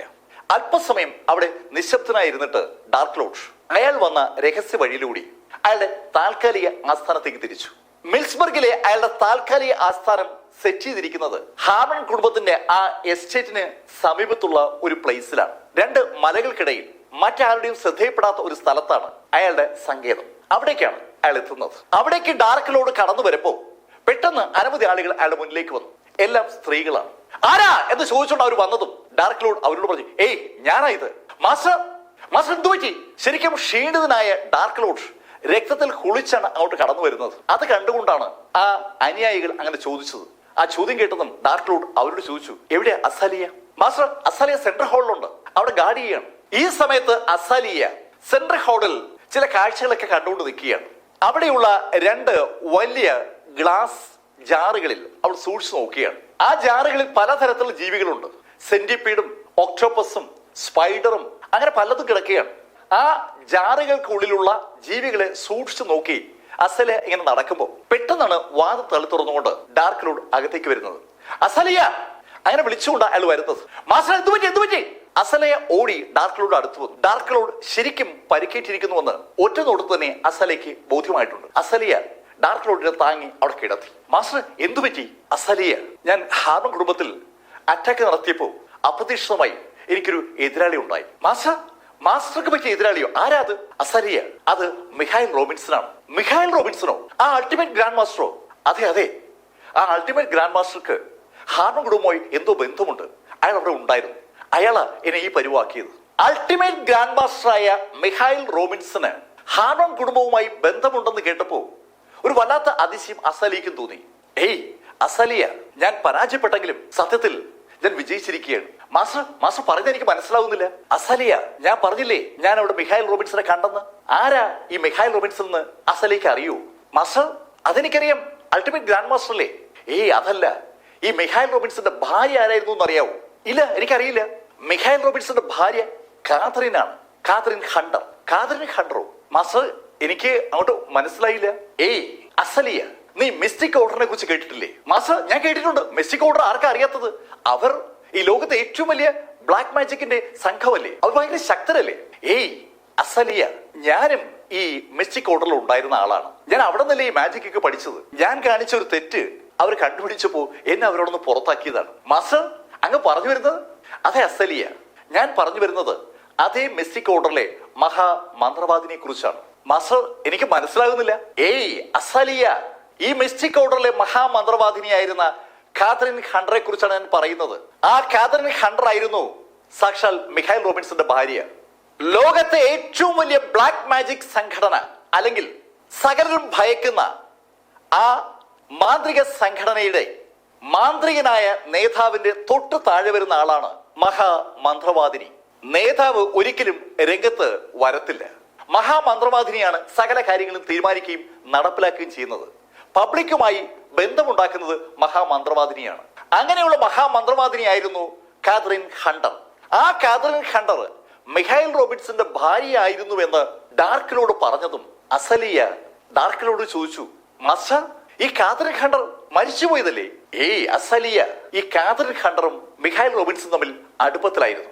അങ്ങനെ അവർ രണ്ടും കൂടി ഒളിച്ചോടുകയായിരുന്നു. അൾട്ടിമേറ്റ് ഗ്രാൻഡ് മാസ്റ്ററായ മിഖായിൽ റോബിൻസണുമായി ആ മിസ്റ്റിക് ഓർഡറിന്റെ തലപ്പത്തുള്ള മഹാമന്ത്രവാദിനിയായ കാതറിൻ ഹണ്ടർ ഒളിച്ചോടിയെന്ന് കേട്ടപ്പോ അസലിയക്ക് ശരിക്കും അതിശയം തോന്നുകയാണ്. മാസ്റ്റർ പറഞ്ഞു വരുന്നത്? അസലിയ വർഷങ്ങൾക്ക് ശേഷം ഈ മിസ്റ്റിക് ഓർഡറിലെ ലീഡർ ഒരു കാര്യം അറിഞ്ഞിരുന്നു. ഈ കാതറിൻ ഹണ്ടർക്കും മിഖൈൽ റോബിൻസിനുമായി ഒരു പെൺകുട്ടി പിറന്നു എന്നുള്ള കാര്യം. ആ പെൺകുട്ടി സ്വാഭാവികമായിട്ടും മിസ്റ്റിക് ഓർഡറിന് അവകാശപ്പെട്ടതാണ്. മിസ്റ്റിക് ഓർഡറിന്റെ അടുത്ത മഹാമാന്ത്രിക ആ പെൺകുട്ടിയാണ്. ആ പെൺകുട്ടിയെ തിരിച്ചു പിടിക്കാനായി ലീഡർ ആവശ്യപ്പെട്ട അനുസരിച്ച് മിസ്റ്റിക് ഓർഡറുകാർ കാതറിനെയും മിഖായിലിനെയും ആക്രമിച്ചു. അസലിയ അതൊരു ഭയങ്കര യുദ്ധമായിരുന്നു. ആ യുദ്ധത്തിൽ കാതറിൻ ഹണ്ടർ കൊല്ലപ്പെട്ട കാതറിനെ ഉപേക്ഷിച്ചിട്ട് മിഖായിൽ മകളുമായി ഓടി രക്ഷപ്പെട്ടു. ആ മിഖായിലിനെയാണ് ഞാൻ ഇന്ന് അവിടെ ഹാർമൺ കുടുംബത്തിൽ കണ്ടത്. ശരിക്കും അമ്പരപ്പിക്കുന്ന ഒരു രഹസ്യമാണ് ഡാർക്ക് ലോർഡ് കണ്ടുപിടിച്ചിരിക്കുന്നത്. ഡാർക്ക് ലോർഡ് പറയുന്ന കാര്യം കേട്ടപ്പോ അസലിയ അത്ഭുതത്തോടെ ഡാർക്ക് ലോർഡ് മുഖത്തിന് നോക്കുകയാണ്. മാസ്റ്റർ, ഇപ്പൊ എനിക്ക് മനസ്സിലായി അങ്ങ് ഇതുകൊണ്ട് എന്ത് നേട്ടമാണ് ഉണ്ടാക്കാൻ പോകുന്നതെന്ന്. അങ്ങ് ഈ വിവരം മിസ്റ്റിക് ഓർഡറിന് പറഞ്ഞു കൊടുക്കൂലേ? അപ്പൊ അങ്ങേ അവർ വീണ്ടും തിരിച്ചെടുക്കൂലേ? അസലിയ, നീ ശരിക്കും ബുദ്ധിമുട്ട് തന്നെയാണ്. നിന്നെ എന്റെ പ്രിയപ്പെട്ട ശിഷ്യയായി ഞാൻ എപ്പോഴും പരിഗണിക്കുന്നത് ഇതുകൊണ്ടുകൂടിയാണ്. നിന്റെ അത്രയും ബുദ്ധിയുള്ള ആരും എന്നോടൊപ്പം വേറെ ഇല്ല. അസലിയെ അടിച്ചു പോഴ്ത്തിക്കൊണ്ട് ഡാർക്ക് ലോർഡ് അങ്ങനെ പറഞ്ഞതിന് ശേഷം ഡാർക്ക് ലോർഡ് അസലിയോട് പറഞ്ഞു, അതെ അസലിയ, ഞാൻ ഈ രഹസ്യം മിസ്റ്റിക് ഓർഡറിന് പങ്കുവെക്കും. മിസ്റ്റിക് ഓർഡറിന് ഈ രഹസ്യം ഞാൻ പങ്കുവെക്കുമ്പോൾ ഉറപ്പായിട്ടും അവർ എന്നെ അവരെ കൂട്ടത്തിൽ ചേർക്കും. ഞാൻ മിസ്റ്റിക് ഓർഡറിന്റെ ഭാഗമായി മാറിയാൽ പിന്നെ എനിക്കൊരു പ്രശ്നവും വരത്തില്ല. ഇപ്പോ എന്റെ ശരീരത്തിലെ ശക്തി ഏതാണ്ട് തീർന്നിരിക്കുകയാണ്. 90% ശക്തിയും ചോർന്നു പോയെന്ന് പറയാം. ഞാൻ ജീവിച്ചിരിക്കുന്നതേ ഉള്ളൂ. ഈ സമയത്ത് എനിക്ക് മിസ്റ്റിക് ഓർഡറിന്റെ സഹായം വേണം.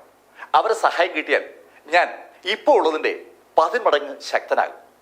മാസ്റ്റർ ഈ രഹസ്യങ്ങളൊക്കെ എന്നോട് പറഞ്ഞത്? അസലിയ, നീ എന്റെ പ്രിയപ്പെട്ട ശിഷ്യയാണ്. നിന്നെ ഞാൻ മകളെ പോലെയല്ലേ കാണുന്നത്. അതുകൊണ്ടാണ് ഞാൻ ഈ രഹസ്യം നിന്നോട് പറഞ്ഞത്. അസലിയ, നിനക്ക് ഞാനൊരു ഗിഫ്റ്റും തരും. ഞാൻ മിസ്റ്റിക് ഓർഡറിലെത്തി ശക്തനായി കഴിയുമ്പോൾ നിന്റെ പൊസിഷൻ ഞാൻ ഉയർത്തും. മാസ്റ്റർ, അങ്ങ് എന്നോട് കാണിക്കുന്ന ഈ സ്നേഹത്തിന് ഞാൻ എങ്ങനെയാ നന്ദി പറയേണ്ടത്? ഞാൻ എന്റെ നന്ദി ഇങ്ങനെ പ്രകടിപ്പിക്കട്ടെ.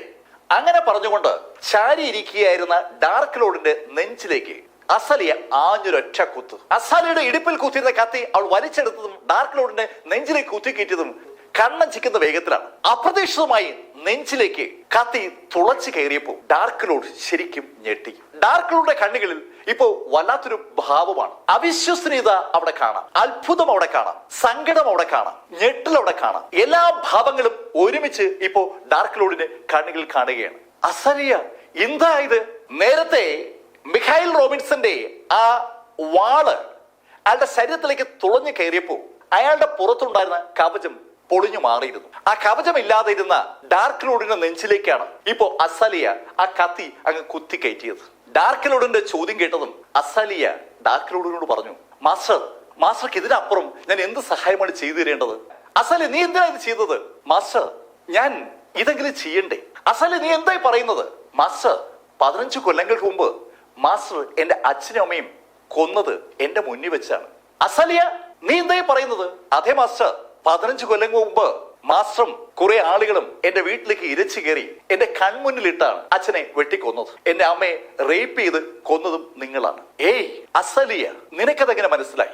ഡാർക്ക് ലോർഡിന് ആ ദിവസം നന്നായിട്ട് ഓർമ്മയുണ്ട്. അസലിയെ അയാൾ കാണുന്നത് ആ കൊലപാതകങ്ങളൊക്കെ നടത്തിയതിനു ശേഷം ഓരോ മുറിയായി പരിശോധിക്കുമ്പോൾ ഒരു ബെഡിൽ കിടക്കുന്ന രൂപത്തിലാണ്. അന്ന് അസലിയക്ക് പ്രായം 6 ആണ്. 6 വയസ്സുള്ള അസലിയ ആ ബെഡിൽ നല്ല ഉറക്കത്തിലായിരുന്നു.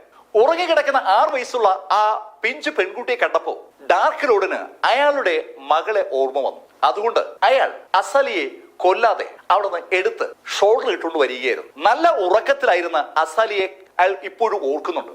അത് ഓർമ്മ വന്നതുകൊണ്ടാണ് ഡാർക്ക് ലോർഡ് ഇപ്പോ അസലിയോട് അങ്ങനെ ചോദിച്ചത്. പെട്ടെന്ന് അസലിയ പറഞ്ഞു, മാസ്റ്റർ, അന്ന് ഞാൻ അങ്ങനെ ഉറക്കം നടിച്ചില്ലായിരുന്നെങ്കിൽ അങ്ങനെ വെച്ചേക്കുമായിരുന്നു. അതൊരു ചോദ്യമാണ്. അസലിയ അന്ന് ഉണർന്നു കിടക്കുന്നതായിട്ട് ഡാർക്ക് ലോർഡ് കണ്ടിരുന്നുവെങ്കിൽ ഉറപ്പായും ഡാർക്ക് ലോർഡ് അസലിയുടെ കഴുത്ത് വെട്ടിയനെ. ശരിക്കും ഉറക്കത്തിലായിരുന്നത് കൊണ്ട് അവൾ ഒന്നും കണ്ടു കാണില്ല എന്ന ധാരണയിലാണ് അസലിയെ അയാൾ കൂടെ കൂട്ടിയത്. അന്നു മുതൽ മകളെ പോലെ തന്നെയാണ് അയാൾ അസലിയെ വളർത്തിയത്. അസലിയ, നിനക്ക് പക്ഷേ എന്നെ കൊല്ലാൻ പറ്റില്ല. നീ എന്നെ കൊന്നാൽ നീ മരിക്കും. മാസ്റ്റർ ഉദ്ദേശിക്കുന്നത് ഇതല്ലേ? അങ്ങനെ പറഞ്ഞിട്ട് അസലിയ അവിടെ അവൾ സൂക്ഷിച്ചു വെച്ചിരുന്ന ഒരു ജാറ് എടുത്ത് അയാളെ കാണിച്ചു. ആ ജാറിനകത്ത് ചുവന്ന നിറത്തുള്ള ഒരു സെന്റിപ്പിട ഉള്ളത്. അസലിയ, നീ ഇതെങ്ങനെ പുറത്തെടുത്തു? മാസ്റ്റർ, ഞാനൊരു മിസ്റ്ററി ഡോക്ടറുടെ സഹായത്താൽ അതങ്ങ് പുറത്തെടുത്തു. ഡസൻ ഡയസ് അവളെ അത് പുറത്തെടുക്കാൻ സഹായിച്ചിരുന്നു. ആ മിസ്റ്ററി ഡോക്ടർ എന്റെ ഉള്ളിൽ നിന്ന് ഈ സെന്റിപീഡിനെ പുറത്തെടുത്ത ആ നിമിഷം മുതൽ ഞാൻ ഇത്തരം ഒരു അവസരത്തിനെ കാത്തിരിക്കുകയായിരുന്നു. അങ്ങനെ പറഞ്ഞിട്ട് അസാലിയ ആ ഗ്ലാസ് ജാർ താഴേക്ക് ഒരു ഒറ്റ എറിഞ്ഞു. ആ ഗ്ലാസ് ജാർ താഴേക്ക് എറിഞ്ഞതും ഗ്ലാസ് ജാർ പൊട്ടി ആ ചുവന്ന സെന്റിപീഡ് പുറത്തേക്ക് വന്നു. ചുവന്ന സെന്റിപീഡ് പുറത്തേക്ക് വന്നതും അസാലിയ അവളുടെ ഹൈ ഹീലുള്ള ആ ചെരുപ്പ് കൊണ്ട് ഒരൊറ്റ ചവിട്ട് ആ സെന്റിപീഡിനെ ചവിട്ടി അരയ്ക്കുമ്പോൾ ഒരു വേദന ഡാർക്ക് ലോഡിന് ഉണ്ടാവുകയാണ്. ഡാർക്ക് ലോഡ് അയാളുടെ അനുയായികളെ മുഴുവൻ നിയന്ത്രിച്ചിരുന്നത് അവർക്കുള്ളിൽ ഇതുപോലുള്ള കുഞ്ഞു ജീവികളെ സ്ഥാപിച്ചുകൊണ്ടാണ്. ആ ജീവികളുമായി അയാൾ ഒരു ബന്ധം പുലർത്തുന്നുണ്ട്. അമ്പരപ്പോടെ ഡാർക്ക് ലോഡ് ആ തറയിൽ ചതഞ്ഞെറിയുന്ന ആ സെന്റിപീഡിനെ നോക്കുമ്പോൾ അസാലിയ അവളുടെ അരയിൽ തൂക്കിയിരുന്ന വാള് വലിച്ചൂരിയിരുന്നു. അസാലിയെ അമ്പരപ്പോടെ ഡാർക്ക് ലോഡ് നോക്കുമ്പോഴേക്കും അസാലിയ ആ വാള് ഡാർക്ക് ലോഡിന്റെ കഴുത്തിലൂടെ ഒരൊറ്റ വീശ്. ഡാർക്ക് ലോഡിന്റെ കഴുത്തിലൂടെ ആ വാളിങ്ങനെ കടന്നു പോകുമ്പോ നമുക്ക് ആ കാഴ്ച കാണാം. അമ്പരപ്പോടുകൂടി അസാലിയെ നോക്കുന്ന ഒരു തല ആ ഉടലിൽ നിന്ന് സാവധാനം അടർന്ന് താഴേക്ക് വീഴുന്നത്. തല പുറകോട്ട് വീഴുമ്പോഴും ആ ഉടല് അസാലിയെ തന്നെ നോക്കിയിരിക്കുകയാണ്. ആ ഉടലിലേക്ക് നോക്കി അസാലിയ ആ ഉടൽ ഒരൊറ്റ ചവിട്ടേറ്റ് ആ ഉടൽ അതുപോലെ പുറകോട്ട് നീങ്ങി ചുവരിലിടിച്ച് താഴേക്ക് വീണു. ഇപ്പോ ആ ഉടലിന്റെ അറ്റത്തുകൂടി രക്തം ധാരധാരായി ഒഴുകുകയാണ്. അസാലിയ നടന്നു വന്ന് തറയിൽ കിടക്കുന്ന ഡാർക്ക് ലോഡിന്റെ തല പൊക്കിയെടുത്തു. ഡാർക്ക് ലോഡിന്റെ തലമുടിയിൽ പിടിച്ചുകൊണ്ട് അസാലിയ ആ മുറിയിൽ നിന്ന് പുറത്തേക്ക് നടക്കുകയാണ്. അസാലിയ ആ തലയുമായി പുറത്തേക്ക് നടന്നു വന്ന് മുറ്റത്തേക്ക് ഇറങ്ങി അസാലിയ സൂര്യനെയും പ്രകൃതിയെയും നോക്കിയിട്ട് ഉറക്കെ പറയുകയാണ്, അച്ഛാ, അമ്മ, ഞാനിതാ പ്രതികാരം ചെയ്തിരിക്കുന്നു. ആ ദുഷ്ടനെ ഞാനിതാ കൊന്നിരിക്കുന്നു. അവളുടെ അച്ഛനെയും അമ്മയും കൊന്ന ഡാർക്ക് ലോഡിന്റെ തല അങ്ങനെ ഉയർത്തിപ്പിടിച്ചുകൊണ്ട് അസാലിയ ആ വാചകം പറയുമ്പോൾ ഇവിടെ ഹാമൺ കുടുംബത്തിൽ ശരിക്കും അമ്പരപ്പോടുകൂടി മീറ്റിംഗ് ഹാളിന് പുറത്തു നിൽക്കുകയാണ് ആളുകളൊക്കെയും. അകത്ത് മീറ്റിംഗ് ഹാളിൽ രണ്ടാളുകൾ സംസാരിക്കുകയാണ്. സംസാരിക്കുന്നത് സാക്ഷാൽ മിഖായിൽ റോബിൻസണും പിന്നെ ഡസൻ റൈസുമാണ്. ഡസൻ റൈസിനോട് മാത്രമായിട്ട് ചില കാര്യങ്ങൾ സംസാരിക്കാനുണ്ടെന്ന് മിഖായിൽ റോബിൻസൺ പറഞ്ഞതുകൊണ്ടാണ് സകലരും പുറത്തു നിൽക്കുന്നത്. ഡസനോട് വളരെ കാര്യമായിട്ട് മിഖായിൽ റോബിൻസൺ പല കാര്യങ്ങളും പറയുകയാണ്. മിഖായിൽ റോബിൻസൺ ഡസനോട് പറഞ്ഞു, ഡസൻ, എന്റെ മകൾ മിസ്റ്റിക് ഓർഡറിലെ കാതറിന്റെ കൂടി മകളാണ്. കാതറിൻ കൊല്ലപ്പെട്ടു. ഡസനോട് മിഖായിൽ റോബിൻസൺ അയാളുടെ പ്രണയത്തെക്കുറിച്ചും കാതറിനെ വിവാഹം കഴിച്ചതിനെ കുറിച്ചും കാതറിൻ കൊല്ലപ്പെട്ടതിനെ കുറിച്ചൊക്കെ വിശദമായി പറഞ്ഞു കേട്ടപ്പോ ശരിക്കും ഞെട്ടിത്തരിച്ചിരിക്കുകയാണ് ഡസ്റ്റൻ. അബീഗൽ അസാമാന്യ പ്രതിഭാശേഷിയുള്ള ഒരു പെൺകുട്ടിയാണെന്നും അബീഗലിന് ഉള്ളിൽ ഒരു പ്രത്യേക സീലുണ്ടെന്നും നേരത്തെ തന്നെ ഡസൻ മനസ്സിലാക്കിയതാണ്. ആ സീല് കണ്ട നിമിഷം മുതൽ ഡസന് അബീഗലിനെ കുറിച്ച് അറിയാൻ താല്പര്യമുണ്ടായിരുന്നു. അബീഗൽ അയാൾ കരുതും പോലെ ഒരു സാധാരണക്കാരി അല്ല എന്ന് ഡസന് ആ നിമിഷം മുതൽ തോന്നിയതാണ്. ഇപ്പൊ ഇതാ അയാൾ തിരിച്ചറിയുകയാണ്. ലോകം മുഴുവൻ അത്ഭുതത്തോടെ മാത്രം കാണുന്ന ആ മിസ്റ്റിക് ഓർഡറിലെ മഹാമന്ത്രവാദിനിയാകാൻ വിധിക്കപ്പെട്ട വ്യക്തിയാണ് സാക്ഷാൽ അബീഗൽ റോബിൻസൺ.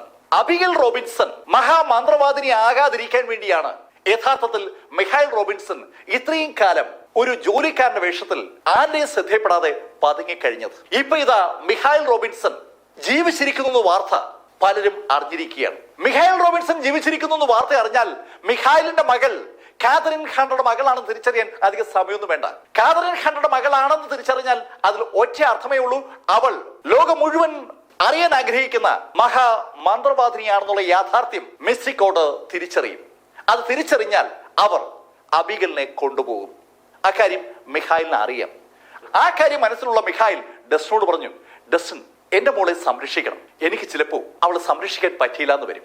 അബീഗലിനെ തേടി വരുന്ന മിസ്റ്റിക് ഓർഡറുകാരെ നേരിടാൻ മിഖായിൽ റോബിൻസൺ ബാധ്യസ്ഥനാണ്.